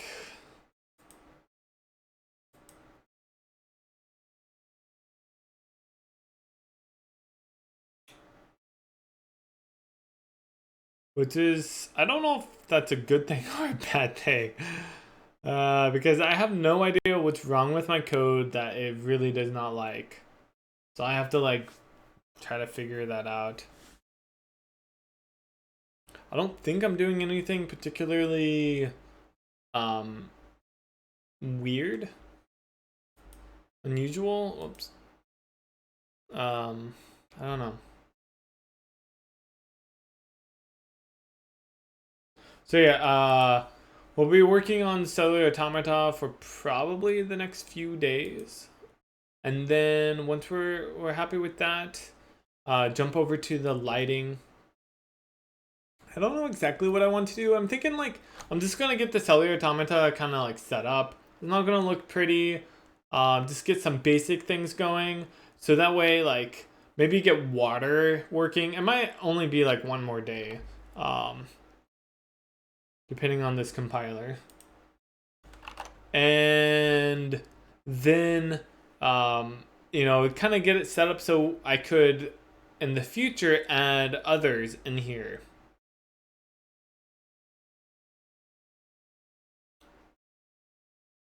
um like lava or oil. Is this like Noita?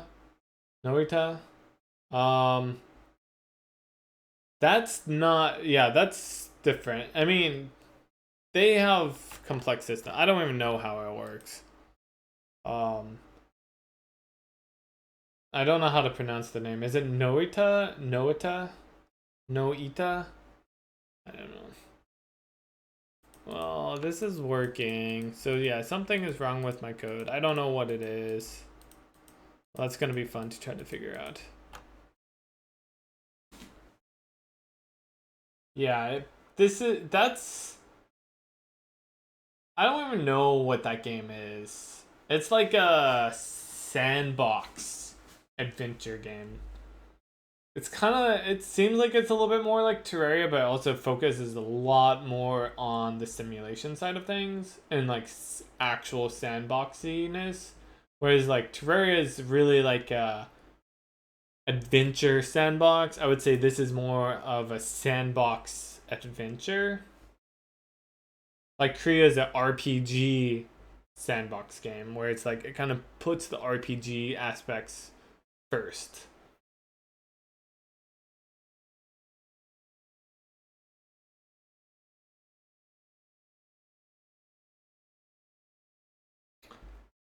So it's super hard to compare to Korea. I think they're comparing it to Dig though.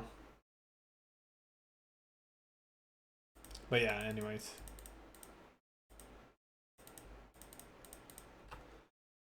Um anyways, I mean, I would say that Dig is closer, definitely closer to Norita, but um not not nearly as extreme.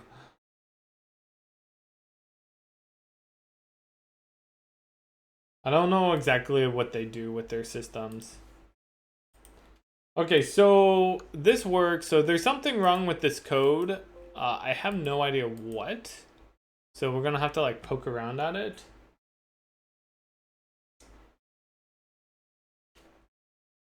Try to figure that out.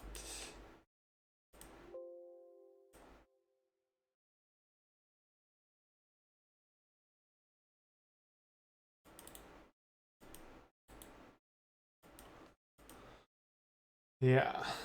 But I think I'm actually gonna call it here. This is kind of a good stopping place. I really wanted to get rendering, but this compiler is being a jerk. And I don't know exactly how long that's going to take, and I have to recompile. I'm probably gonna have to keep recompiling and trying to like poke around at things. I might do that off stream later, but I do need to get going here soon anyways, so I guess now is as good of a time as any to call it. But yeah, today was the first day back on projectDIG. I really appreciate everyone who joined, who was interested in what I'm working on. Tomorrow will be day 76, and I'll be starting probably around 10 a.m. Pacific time. We'll be picking it back up. We're leaving off here. Hopefully I'll just like get it compiling off stream, so that way you guys don't have to see me struggling on that, and I'll just like recap what I had to do to fix it. And then yeah, we'll just like get the Cellular Automata rendering, get the water simulation working a little bit better, and then we can move on to some bigger and better things. Hopefully, I'm looking at either the lighting or particles next. Not sure which one we're gonna do. But yeah, we'll just like, keep playing around with this stuff. Um, so yeah, thank you guys for joining. I hope you all have a good rest of your day, and I'll see you tomorrow, 10 a.m. Pacific time. Take care.